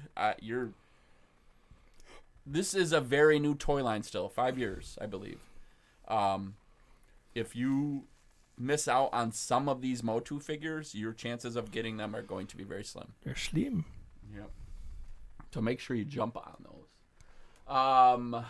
Christopher Kelly brought up a great example, and unfortunately we did not send pictures to Cody. But he asked if we had talked about the Mezco 112 Destro. Oh, I don't think we have. No, and I would love to have a picture so Pete could see it, because I don't know if Pete has seen it. Destro. Mezco just recently showed a picture. They had a whole bunch of reveals, but one of them was the Mezco 112 Destro, and Not 100, do not one- 112. Yeah, 1:12, Cody. Those are all like food processors or some shit. And Mezco's with a Z. Did he do Desto or Destro? He I did can't- Destro. no, it's I Destro. can't see very good. Jeez. You have your glasses on too. My old glasses, you notice. Oh. My new ones fell apart. Oh yeah, I because gotta you get got them those fixed. old man ones. Because you lose everything. Ever. So this reveal. Oh God. Yes. Yes. That's it. It's fantastic. He looks a little thick. That's my only concern. Destro, when you shoot a whole body shot here, it looks more like a stocky guy, and I pictured Destro was in a line that everybody was almost always the same height. Did you ever notice that He was Destro little, was wasn't always he? taller? Oh, he's taller. Taller. Yeah, he's a big dude. And I just would picture him to be more of a tall fella, and he doesn't look tall when Cody finds a full body shot of him, which he will. There it is. So he looks a little thick, in my opinion, but that's the only thing I don't like. Other than that, his design is beautiful. His legs don't look long. I would want longer. He's built like me. Well, I think like me sometimes if though I it's hard lost telling from a 200 photo. pounds, but Yeah, this Destro is probably 210, 215. I like my Destro to be 185, 190. I like a leaner Destro. I do. Steve. I do like a leaner Destro. What do you think about it, Peter? I mean, come I don't on. fucking care. How can you Does not it come care? with dice? I How do you not care? That's fucking cool. I love it because of again- Mezco quality. Let me Travis it up. I mean, it's not that I don't. I mean, I like Destro and I like G.I. Joe and I like all the guys that put the time in to do it. And I respect all the people at Mezco and the guys in the world, the 112, the collective world. I love all that. And I that doesn't mean you don't like the people that don't Right. work for Mezco, Right? right? No, absolutely not. I mean, I'm not going to buy that figure. You know, the price point's too high, and I bet I'm it's gonna be broke, really high, by the and way. it is what it is. What do you think it is, Pete? I mean, that grinning head is pretty goddamn cool. Yeah, it is. You know? But then again, that's not my Destro. My Destro's Pimp Daddy all the time. If he doesn't have Cheetah, I don't want him. And knowing Mezco, there'll be a version. What do you think price wise? What you gonna guess? Well, are they gonna? Is it gonna come with a? Fuck me! I totally blew the joke. What's his name? He's got 3 names: Third Rock from the Sun, Looper. God damn it! Joseph Gordon-Levitt. Is it gonna come with a Joseph Gordon-Levitt alternate head? No, because that's what he was really... a Destro. What was he? Cobra Commander. Oh, that's right. The lamest Cobra But he had Commander. the weird shit on his face. Yeah, okay. So I blew it. I blew that fucking. I don't blame that you joke because like that Monica movie was so Lewinsky. confusing and nothing looked like the real thing. I don't That even know if they ever called him Cobra Commander. I don't think they ever did, and So it was weird. fucking Honestly, can we all agree though Baroness's that little brother. That Joseph fucking, Gordon-Levitt's amazing? I like him a lot. I like him. He was the only good thing about that entire 9-hour movie with Bane. Shut up. You know what I mean? He was the only good part about that entire movie. Not true. Not Yes, true. he was. But he was really good at that. He was really good in that. Yeah. And they never gave me my Robin movie. That's okay, because they're going to redo the other movies. And by the way, fuck the majority of people that post on the RLU podcast page. These motherfuckers, I'm coming at every one of them. God damn. Christopher Kelly said, well, I guess I collect Mezco now. Yeah, Which is true if you're a Joe person. Steve you're loves in. Destro. What did Dave Bond say there? Those thick Steve Scottish. would love Destro. Those thick Scottish lords got to stick together. Wait, have you seen Destro and Lord Bashotti in the same room? Kyle said, can't wait to see Baroness. Yeah, if they do a Baroness, that would be pretty dang amazing. It better be Baron at all.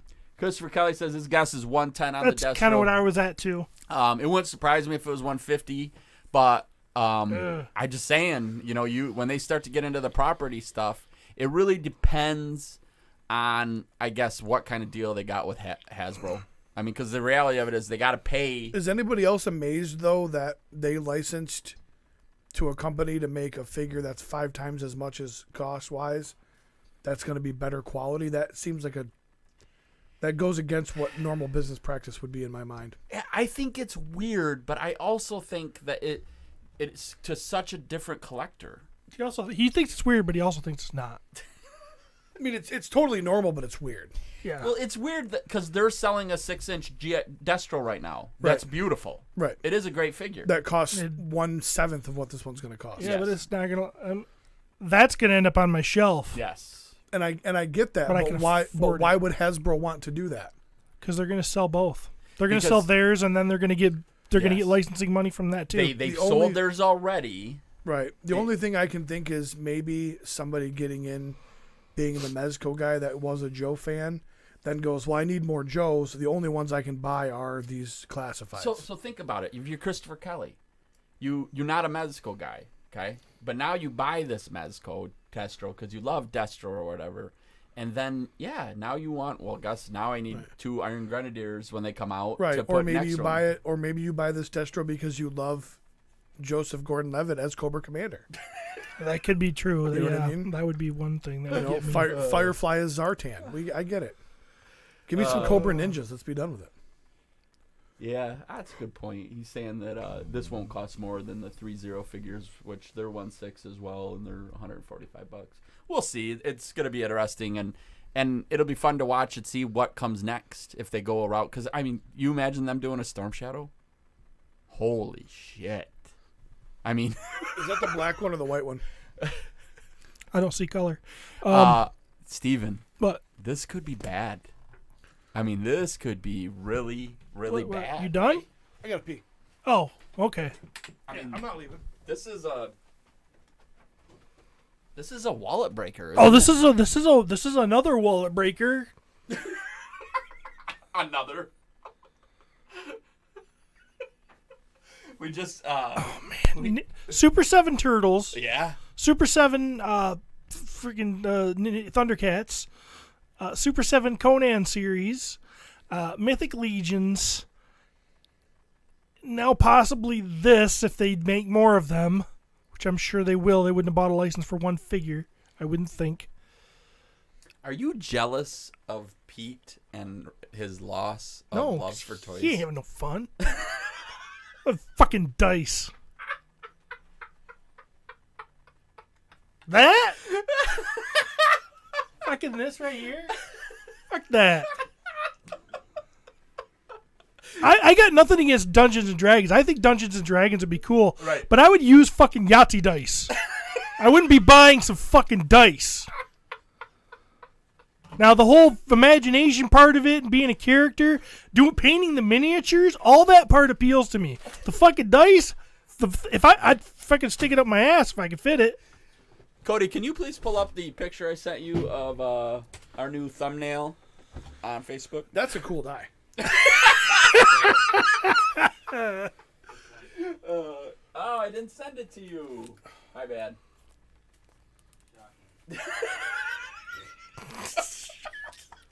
Shocking, he says.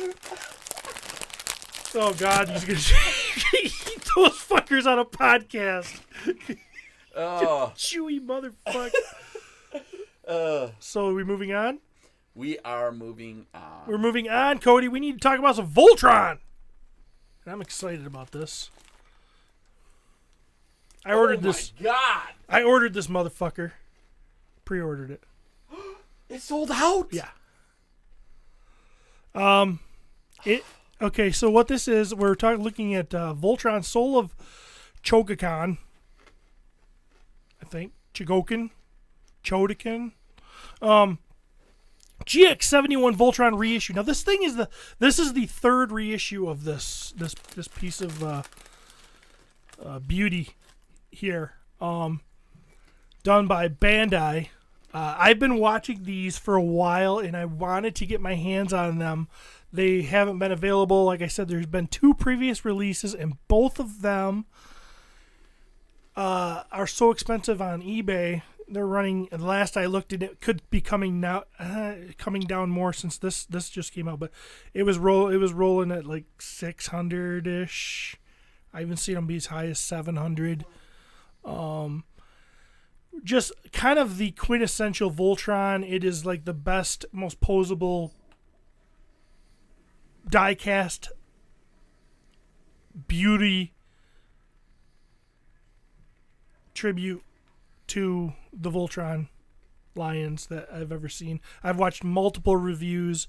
Never got to hold one. I bought a oh, this is funny. I bought a like a knockoff of this. I bought the Black Lion at a show, one of the last shows we were able to do before the COVID stuff happened, and I didn't know that that's what it was. I didn't realize that this existed, and I didn't really realize I was buying a knockoff Black Lion of this. And I got it home, and I started tearing, and it wasn't very good. The knockoff wasn't good. Things didn't work. His tail was like, it didn't stay on, and pieces were kind of falling off it, and I turned around and I sold that thing. But it looked beautiful, and then I did doing some research of see what it was. I couldn't figure out how to transform it, so I went on YouTube to figure out how I could transform that thing. When I looked it up, this popped up, and I thought, oh, this is the shitty version of this is what I got. So I sold the thing, and now this is available, and so I'm getting it. It is sold out at Big Bad Toy Store. I ended up having to go to Entertainment Earth. I hope that they fulfill my order. Fun fact, that Chogokin, that's Japanese for Megazord ripoff. So, super cool. Way cooler. And before Megazord. No Megazords look that cool. Not any of them look that cool. They look way cooler because they're not just lions. We have a quality issue with the sound right now. Curtis Ackerman said, hey guys, I don't mean to interrupt the podcast, but it's been a while since the dial was turned down from 7 to 5 and the quality is suffering.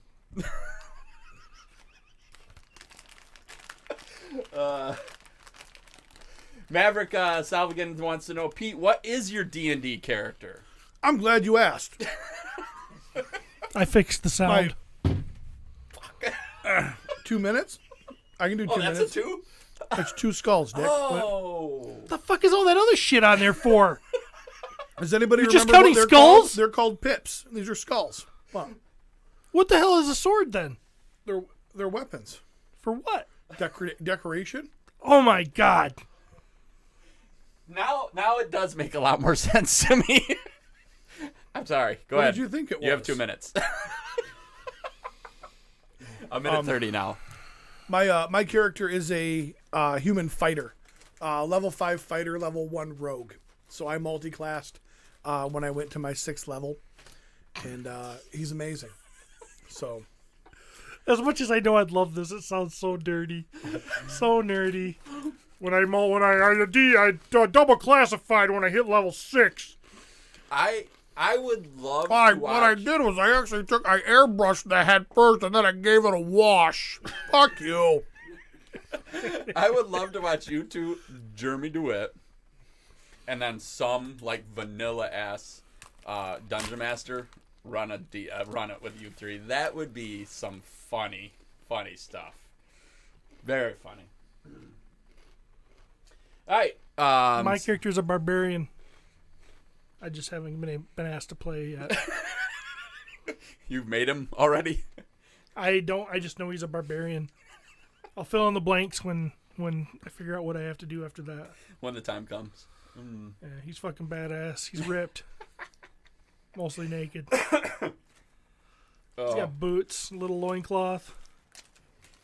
Real quick, I want to plug a couple things. Surprise. Got a little contest going in the Patreon group. Very simple. Create a meme that has to do with this podcast. Share it on the Patreon page hopefully in that thread so they don't get lost. I don't know if you two have had a chance to look at those, but there is some very funny stuff in there. Did we keep going after the winner was posted? Yes. Okay. And it has definitely gotten a lot harder. The way we are going to determine who the winner is we are going to pick our personal favorites and then post them in the support group where people will be able to vote for them. Oh, I didn't realize what this was. Oh, you hadn't seen this? I've seen some of these, but I just thought it was people just doing Being that. funny?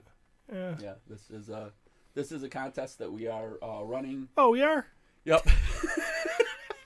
You need to be a Patreon member to be in it, and pretty much what I'm going to do is whoever wins, I'm going to reach out to them and say, hey, what toy line you want? And I'm going to ship them a toy. So, in that toy line, hopefully. In my luck, they'll probably say, I only collect Hot Toys. Micronauts from 1979. Specifically the ones... I like a Croyer. Okay, so that is what we're working on now, and I will tell you, as you noticed, there's a few memes. What is that one? I didn't even see that. What is that? What I love is, you see who posted that one? Cody? Cody.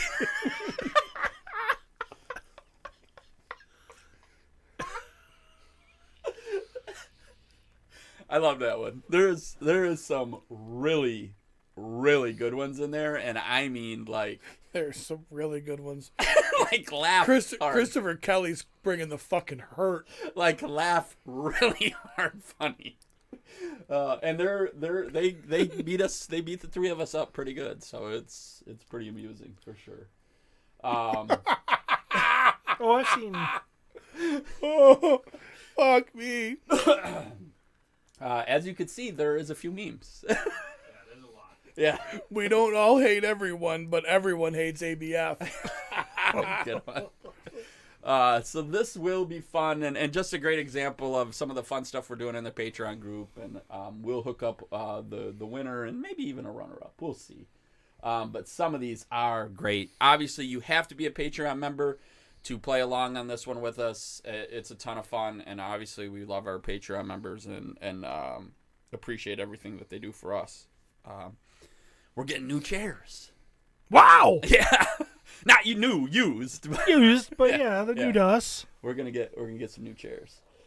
So that's one thing we got going. Obviously, the website being the other one, and we're gonna do some fun stuff with that. Which one, Pete? What? Some of these are Nate Strong. When Steve says he's not gay, but his toothpaste knows better, and it's a penis of toothpaste coming out.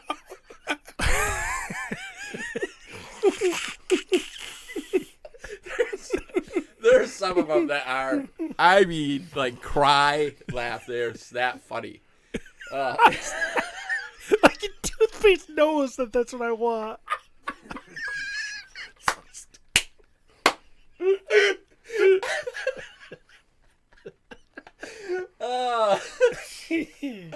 It's so good. So the website is definitely been a fun adventure. It's going to be even more fun. If you guys are interested in any of our apparel, I would really recommend you run over there and check it out. We're going to work out some deals too.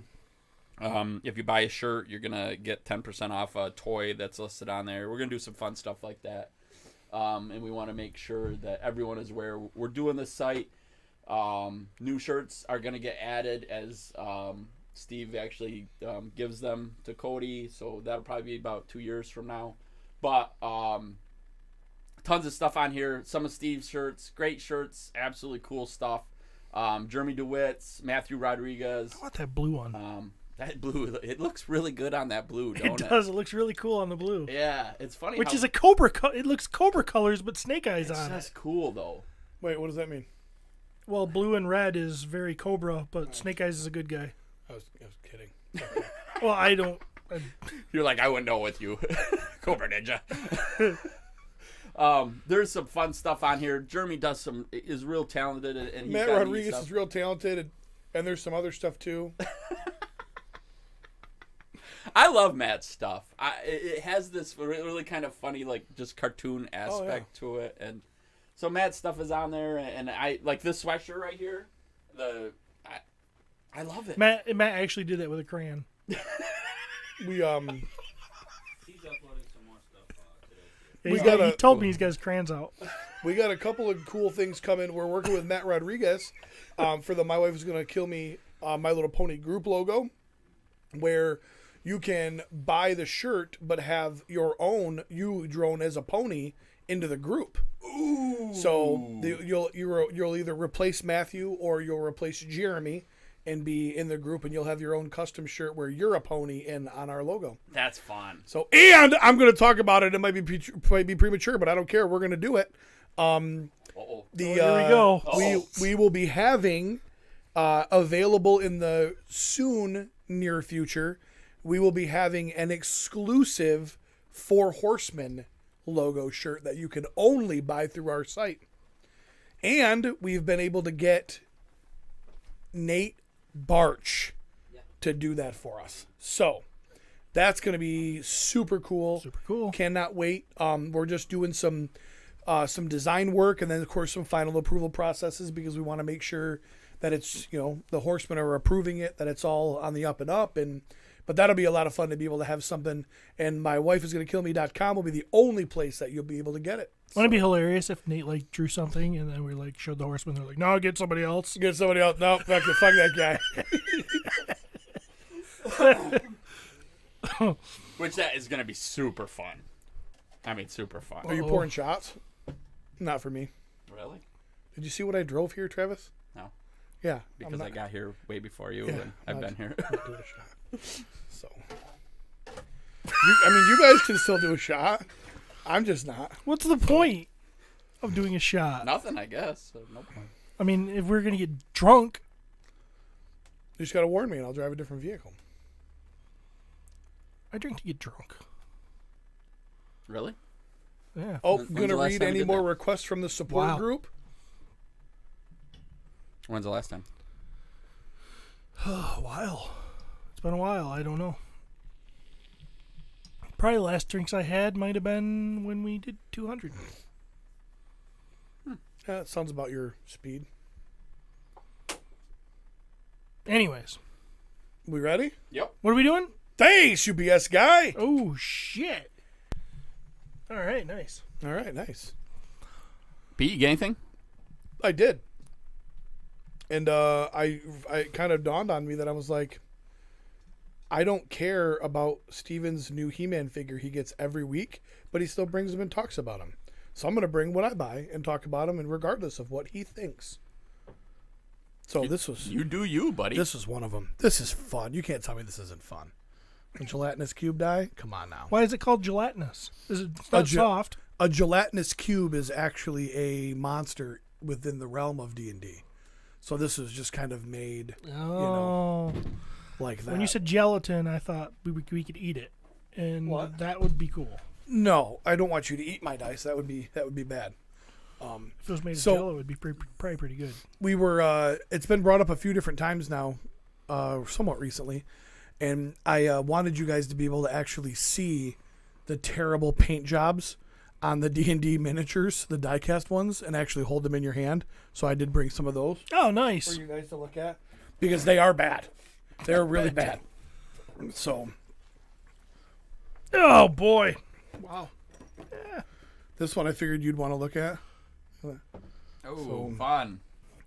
Again, they're fun. They're cheap as shit because they're all clearancing out, but the paint is horrendous. Oh, awful. I mean, especially considering what we're used to. Oh, yeah. But I will say, when they get a little bit bigger, like the Beholder, has done really well. So, Oh, this is interesting to me because I've been watching the 1980s D&D cartoon, the one from the 80s. Yeah. And the Beholder just showed up in an episode, and I didn't think that cartoon was based a whole lot on actual D&D characters that much. I think that the other, not obviously not the main characters, but I think the figures in it, like the creatures and things there's like that. there's a whole monster manual. I know, I saw it at the In store D&D. yesterday when I was buying paint Yeah. with all the Pokemon guys. Yeah. I loved the manual growing up. I never played, but I loved the manual. It was fun to read about the monsters and their hit points and all that Now, stuff. how cool are these to play when you're playing on Skype? These are for me. They're not for anybody else. You can't tell me that's not awesome. Well, so- I can look at them sitting there and say they look Right. awesome. They look very awesome, very well done, yes. So, these are the two most recent sets I got this last week. If you notice, the other one, compare them. I gave you both. So, see how the one set's a little bit bigger than the other? Okay. So, nope. Actually, these are the exact same. These are a little bit bigger, but these are both bigger than a standard set, so they're just a little bit heftier. But they're fun to roll. Give it a roll. It's fun to do. Is that not fun? It's a good time. Look at that, rolling it up. Cody, if I So- sent you a picture right now, could you put it on Put what on? the screen? Oh yeah, that's super cool. This is what So it should be. that's what I got. You'll notice one has skulls and crossbones. They're all metal. They're very cool. They're a lot of fun. I'm packing some shit away right now. I shouldn't say packing away. I'm organizing stuff right now, and I think I have about 140 sets of dice. So I got another 20 or 19 sets in this last week. And you have a gumball machine. And I have a gumball machine full here, yeah. So, Wow. but yeah, so that's what I got. Been a lot of fun. I'm really enjoying the game, and yeah. Nice. So Travis? I just sent Cody a picture that I just really quick want to bring up, and it's perfect timing based on what's being discussed here. We had a listener reach out and send us a picture. an incredibly awesome picture that is now my phone home screen. Because it is absolutely amazing. Mm-hmm. You got it pulled up? Sad C _ the clown on Instagram. Another talented Cody, by the way. Mm-hmm. He sent us this piece of art that he had drawn and said, guys, I just really want to say I really love the podcast. Thanks for what you do. And he drew this. I absolutely love this piece. I think it's super fun. So good. Steve had a few complaints. he felt like there might be some copyright infringement going on here. But Yeah, I will tell you, I loved it. I thought it was so cool. So good. What do you think, Steve? it was nice. I Yeah. like it. It's And fun. the color palette is super fun too. Yeah, It is. and that's your color palette. Yeah. Oh yeah. So what's interesting is I went to his Instagram. Yeah. So Dude is stupid fucking talented. oh my god, SADC_the_clown. Okay, so SADC_the_clown, and this guy does art that is, and it's Fucking almost like next level. yeah, and from our age group, I almost like. You remember like the rat skateboarder kind of hot rod, Yeah, that kind yeah, of yes. Oh, the type of rat art. fink stuff. Yes. Yeah. Okay. Yep. Yep. And And it's beautiful. yeah, it just bright colors and Totally my wheelhouse. and also, I mean, you know, very like fantasy. Super detailed. Yeah. Just some pretty amazing, fun stuff. Yeah, very cool. Yeah, colorful and you know, not what I would usually say is my, you know, because I think based more like on the comics I grew up on. That's the kind of art I usually enjoy. But like Pete just said, just cool. Yeah. Really neat. Him and DeWitt are cut from the same cloth, and they're what they like. Yeah. Because DeWitt draws some obscure, fun, bright color shit too. You know. Yeah. So I just want to say thanks, dude. That is super awesome. Super cool. Yeah, and And like I we said love it. too, I'm rocking it on my phone. Yeah, it's 'Cause awesome. how do I not? Yeah. All right, cool, Pete. I think these are neat, dude. These aren't for me, but there's no doubt I can pick it up and go. It's quality. It's amazing. It's Yeah. quality stuff. Yeah, and it's super cool. So if that's what you're into, But dude, it's super funny because you know, so there's 6 people that I play with, right? A DM, and there's 5 players, and Joe has been playing for 20 years, and the majority of the people have been playing for 20 years. And Joe has like a set of dice, and Chris has a couple sets of dice, and they're like, "How long you been playing, Pete?" "Oh, just about a year." Like, "How many sets of dice do you have?" Like, I don't want to talk about it. Like, it's, I bought 2 of those, you know, that people buy to put like nuts and bolts in their garage. Yeah. I have 2 of those full of dice. It's out. I mean, it's out of this world, the amount of dice that I have. But And you're playing via Zoom. and I'm playing via Zoom. Well, I still have to roll dice, dude. Some of the people are playing within Astro, the program that we use. You can roll right on the Like a screen. randomizer thing. Yeah. Yeah. And I'm like, that's not for me. I want dice in my hand. So I don't have anything this week. really, No, I think I've had a couple of damn, weeks of a I knew lot I'd of have stuff. to carry it with my dice. It's a good thing I came ready to play. Yeah. Steve, I do have something that you could talk about. Oh, Okay, this is The my head that he gave you this morning. yes. yeah. This is one of my items that I got, and this is the Redeemer. Faithless. The Believer. The Believer. The Bulimic. This is the Faithless. The Blind Side. What This is are the they called? blind side. the Faithless, and I know Steve loves the story part of this. I love the fact that he loves the story part of this, but I don't. Why are your hands so clammy? That's weird. I don't know. Are they clammy? They're fucking gross clammy. What's clammy mean? Like you have poor circulate. Like they're cold and moist. Yeah. Like Your hands are actually pretty soft, considering I thought they would be firmer. well, he's an office guy now. Yeah. He doesn't have the calluses. I've lost a lot of my manliness. Yeah, I expected. I used to touch I've said this before. I used to touch your hands and go, fucking pussy. But I can't feel your hands being that much softer than mine anymore. So Now I touch your hands and I go, I want that in my butt. Regardless of story Oh, or man. anything like that, is it showing up there? Okay, guys. hit it. Put it in the light more. Like no. You tip it towards put it close, but tip it towards the light. Maybe Stand on one foot. you're not gonna be able to show it off. Yeah, I think Cody's got it right here. It's beautiful. Yeah, he's a fun. And that's an Amel sculpt, right? Yes, it is. Amel sculpt, Wolf King Customs print, Steve Bisciotti paint. And you and Emil worked on the idea behind the story behind all of it together, correct? Yes, sir. I honestly don't really believe that Emily has that much to do with this. I think it's Steve. Yeah. This it looks real. You know, Steve, your paint has gotten to a level where, like, dude, you're painting real people.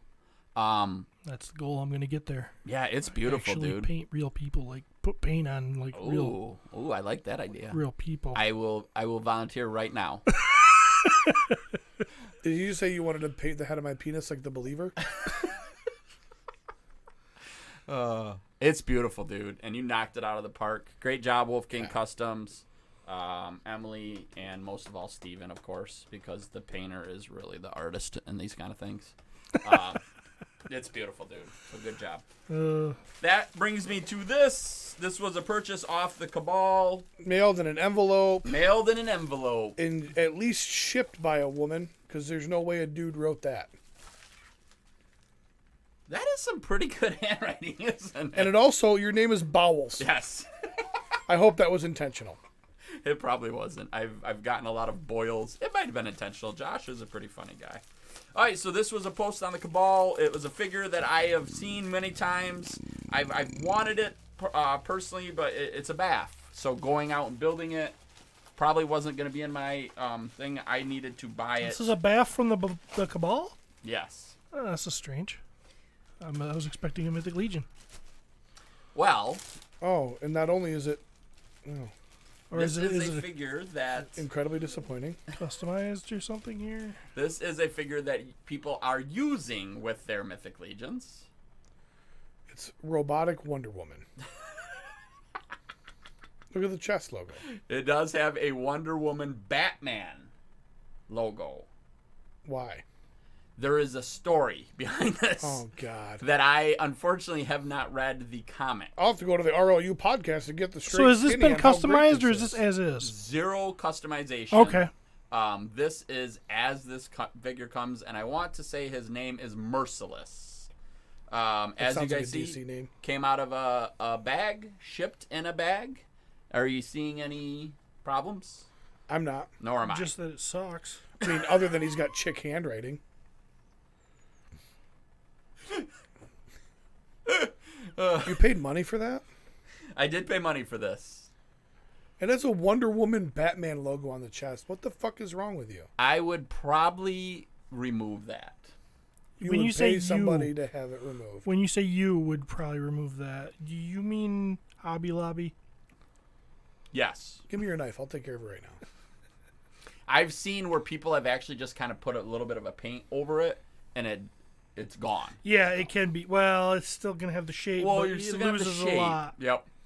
It'll lose a lot of its Wonder Woman Batman-ishness. When you say it sucks, Steve, why do you say that? Where'd that come from? It doesn't suck. It's just, I don't know why. I will say what does suck. Look at the quality of this sword.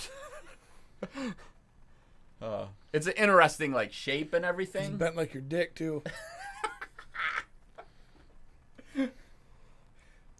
Yeah, it's straight trash. Right, but this is an example too of McFarlane. They're a lot of their weapons they don't put the detail on them. I will say though they're not that expensive either. I think a lot of them run. The best thing about it is he's got toe kick. If you could do this, if you didn't have that, that's why McFarlane always takes care of the most important articulation point. Makes it harder to stand. Got a very Hordak-y helmet. What are we doing here? So,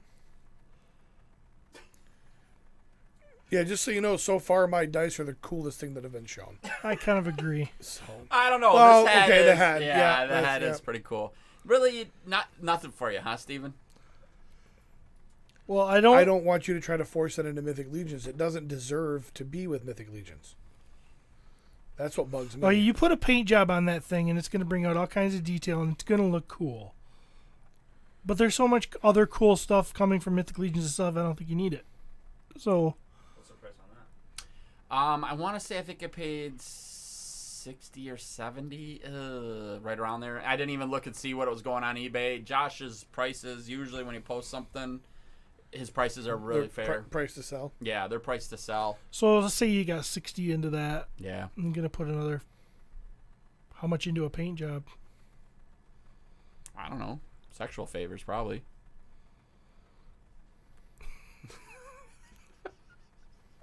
I mean, what's that cost to you? I don't know. I mean, what's a hand job? It's where a guy grabs your dick and jerks it off. Doesn't have to be a guy. I just love how you immediately went to a dude. Hey, what's a hand job? What's where a guy grabs another guy's cock?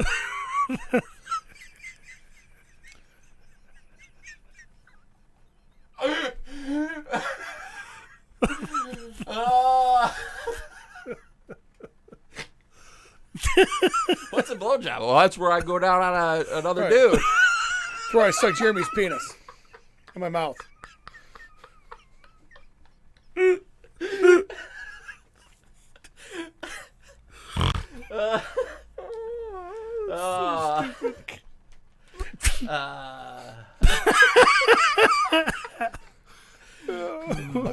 That's where a guy grabs your wiener.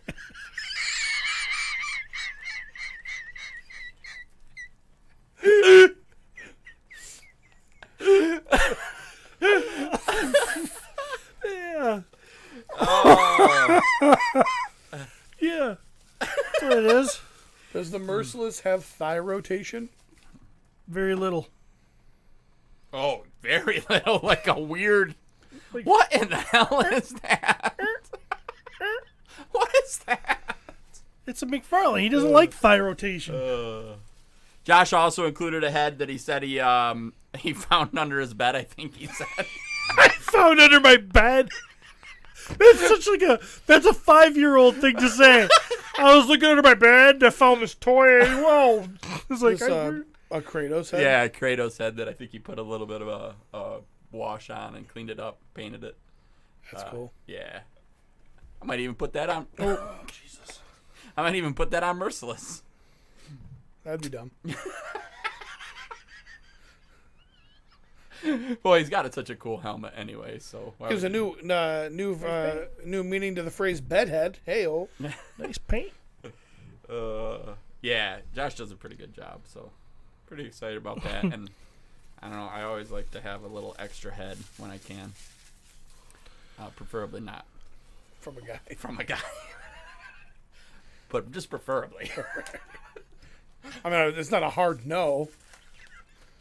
That's why my wife offers me a hand job. I'm like, how are you going to do that? I always say no. No. You're not equipped. William said Todd hates thighs. Todd hates. He loves that toe kick, though. Holy shit. He loves that. He likes to put a little sex in them, too. Yeah, but man, I tell you what, you got to be able to get your figures to do Irish jigs. that toe pop's important. Oh, my God. We're at 2:12. We haven't even talked about WandaVision. You know what's super funny is my wife has a hooded sweatshirt that says toe pop on the back of it. Because that's what they called her when she was a cheerleader. Toe pop? Yeah, 'cause she was a flyer. And you do this toe pop thing when you're up in the air. All right, so that wraps up that segment. All right. You want to talk about WandaVision? It's up to you. We should talk about WandaVision. I don't think it'll be a long conversation, really. All right, let's talk about it. WandaVision. So Spoilers. Spoilers. We finished it. It's done. Pete, initial thoughts. That's true. Uh, That is me literally covering my mouth so he cannot kiss me. Actually, it happened.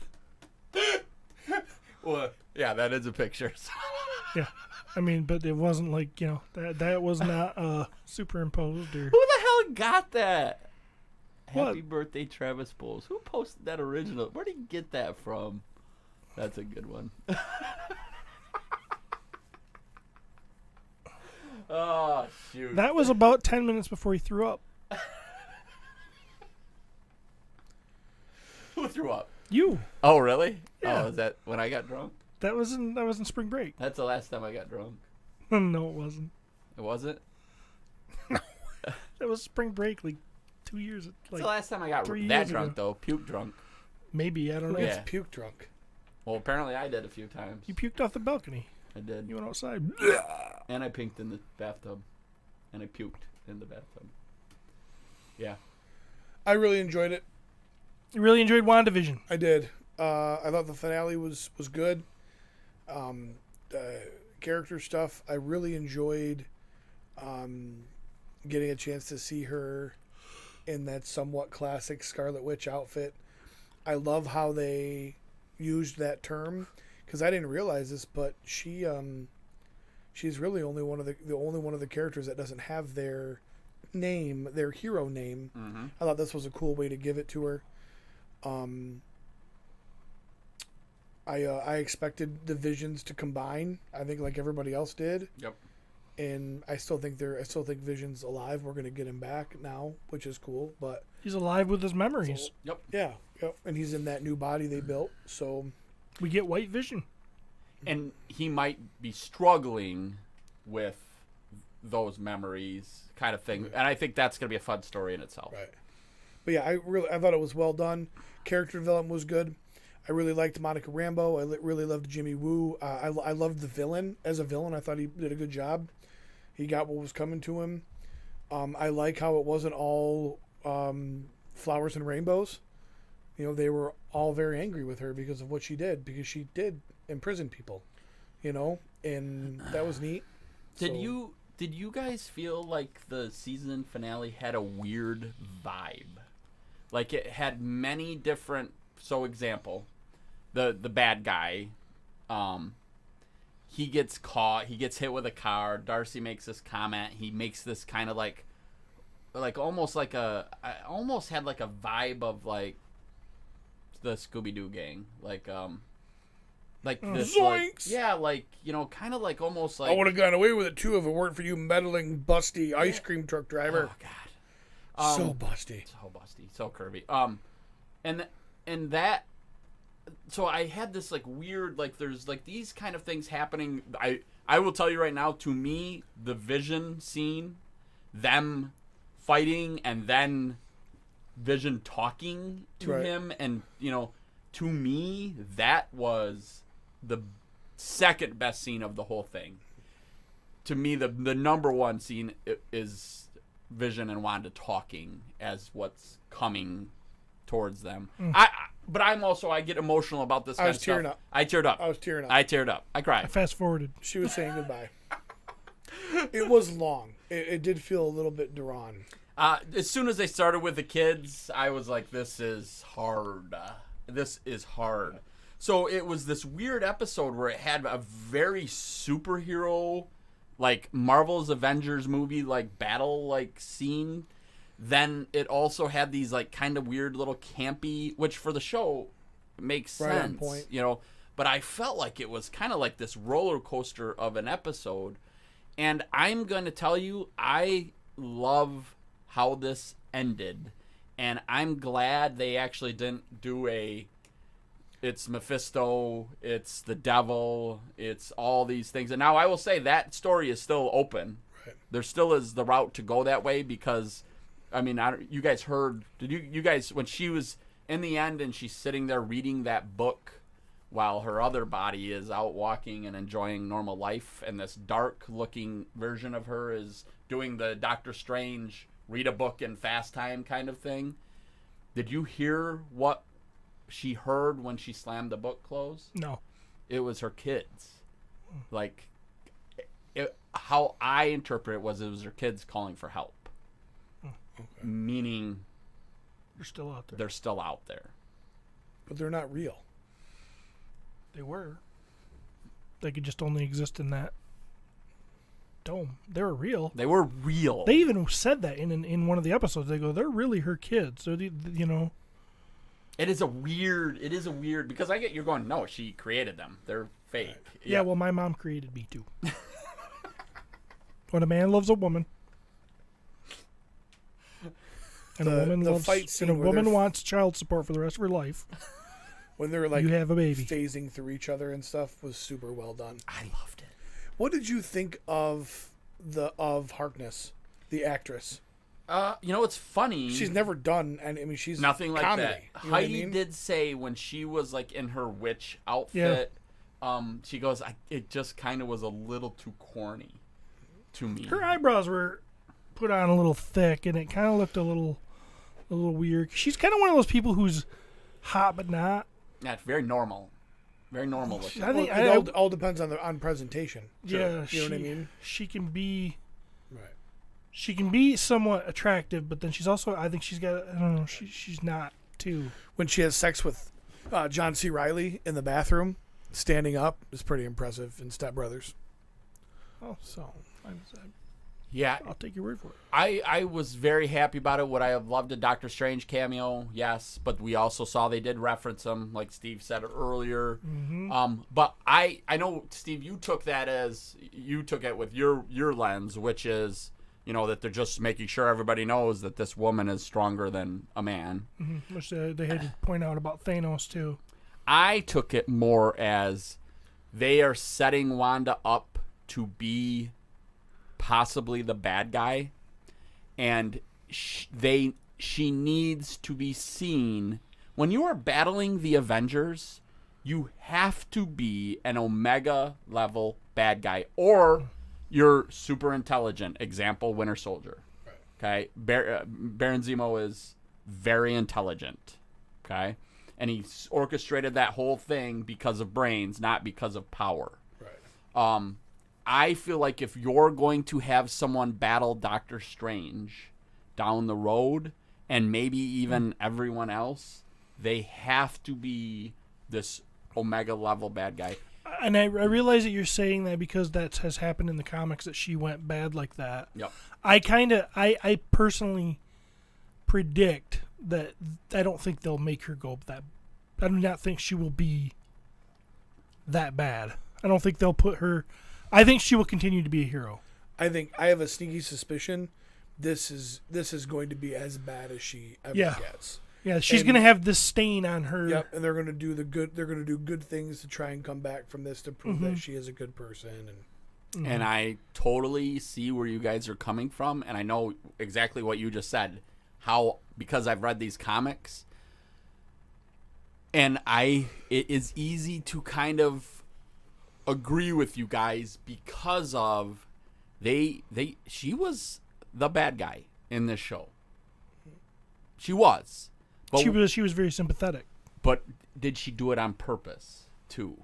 That's the other thing. Yes, she did. She did it on purpose, but she Well- did not realize she was hurting No. the people. Because she had that come to Jesus moment when people are saying, "We had your nightmares. We did that." She's like she didn't know that. Yes. Yes. She thought she created this perfect life for everybody, not realizing she had imprisoned all of them. Yes. Yeah. Tell me this. The blonde, this seemed kind of weird for me. The blonde that came up to her originally after Agatha. The mean girl mom. But was that her? Was it Yeah. the same actress? Yeah. It looked like a different actress to me. Well, but I think that was very intentional, because she was in the prime of what Wanda was doing. She's the she's the popular. Yeah, yeah. Now this is the, you need to help us. Like, you need to stop this. Man, I'm gonna See have to go back Kitty and look. Foreman up in there. I Yeah. love me some Kitty Foreman. Yeah, I do too. I was glad when I saw her in there. And Heidi's like, I recognize her from stuff. I'm like, yeah, it's 70s show. Yeah. I really still, looking back on it, did it have the end that people were hoping for? I don't think so. But I also think it was a very good ending. Yeah. It was a cool ending. I really thought I was going to see her being alone, kind of how she was, kind of, reminiscing, seeing the house foundation of the house, and blah blah blah. And then all of a sudden you were gonna hear Vision's voice, and it was gonna be the White Vision, Yeah. Wanda, and then he comes back. I thought that they were gonna have a moment. because he obviously is gonna know who she is. Right. And I think that we'll have that. It's just it's not going to be in that series unless I miss something. Yeah, I think they're saving that. I really was down for the Visions fight. The Visions fight was awesome. I wish I had more of that. I wish the show was more about Vision. I really didn't like the Wanda stuff. Who did you think was coming when they made the comment like so and so's on their way or whatever? And obviously it ended up being Kat Dennings, but I thought it was going to be somebody bigger than that. It said something about help is on the way. Is it going to get here in time? Oh, I missed it. I missed it. There was a couple things that they... So I think Marvel swerved us big time. Oh, big time. Big time. There was a couple things they alluded to that they did not end up doing. One was... There was the comment where Rambo says, I know someone that's into astrophysicists. Which everybody thought was Reed Richards. Yep. The hope is Reed. There's people who are like, no, it's going to be Siri. It's, all these kind of things. I think she was talking about the guy, Selvig. And it very well could have been She that. did know him. I mean, he was in Yeah, but it was Monica that said it. Or was it Kat? I thought it was Kat. No, it was Monica. It was Monica. No, I'm pretty sure it was Kat now that you say that. I don't know. We're going to need some help on this one, YouTube listeners. Who was it that said, I know someone that is... And I'm gonna hate to say this because these two love to make fun of me Kat for my memory, Dennings. and they're right. But this time, I am correct. I am correct. It was Monica. So, did you kind of... Were you hoping more from... My only complaint. what's his name? But you know the what? brother? Quicksilver. Quicksilver. Isn't it Monica? Doesn't Monica say that she knows somebody that can help and point to Kat? Was it actually me knowing, or was it her saying that she knows somebody that can help us? No, it was Monica just saying that she knew somebody. It was Monica. Somebody, Philippe Terra, says it was Monica. Thank you, Philippe. Monica, whatever. Monica's Okay, a well, know-it-all. everybody Hispanic watching says it was Monica. Not that they can be trusted. Oh, Maverick says. Oh, never mind, Maverick. And that's not a. I don't think he's Hispanic. Thank you. Let's make it real quick. Let's William say, White is the most non-Hispanic name ever, so we must be all right. Curtis said, so much for the fan theories. I kind of, to be honest, I like that. Maverick said, I was surprised they made Agatha a villain, which is true. Agatha, for the most part in the comics, I don't think it was ever really a villain. Did you see the both after credit ending? We did, right? You guys made it through both. I did not. Oh, so when I was just talking about her reading the book, you're actually saying you never saw it. Wow. I'm glad you had such a huge opinion on something you didn't see. I didn't have an opinion, did I? Well, you said you didn't hear the kids. I just figured it was a scene I missed. I figured it was a scene I You did. took a piss. You definitely did. You miss didn't, it. so you didn't see the scroll talking to Yes, Monica? I did. So you watched that one. But you Yes. didn't watch the second one. All right. Does the scroll talking to Monica even do anything for you guys? No. I don't care. I was like, okay, Monica's going in space. Okay, have fun. Skrulls were in Ms. Marvel, Yeah. or Captain Marvel, and blah, blah, blah. I don't care. Yeah. Kids, for sure. And if the kids are out there, then the Vision is out there as well, which we'll see about that one. But that would make sense.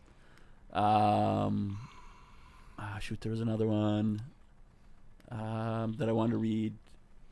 Oh, yeah, the Maverick said that the ship of Theseus was a pretty cool scene. It was just cool. I mean, I loved, and I knew that's how it was going to happen. Vision was going to talk to Vision. It wasn't going to be, how do they, those two aren't beating each other. No. I mean, Vision, one of the reasons I always loved Vision was Vision is so powerful. Like, he is so powerful, but it never is a character that just steals the show either. It's just this. He's not Superman. He's so well written. You make him so powerful, but then you do a good job of keeping it, grounded. Yeah. My biggest complaint was Quicksilver. What they ended up doing with him. He was just a guy. He was just a guy. He wasn't even from the other Marvel universe. He wasn't.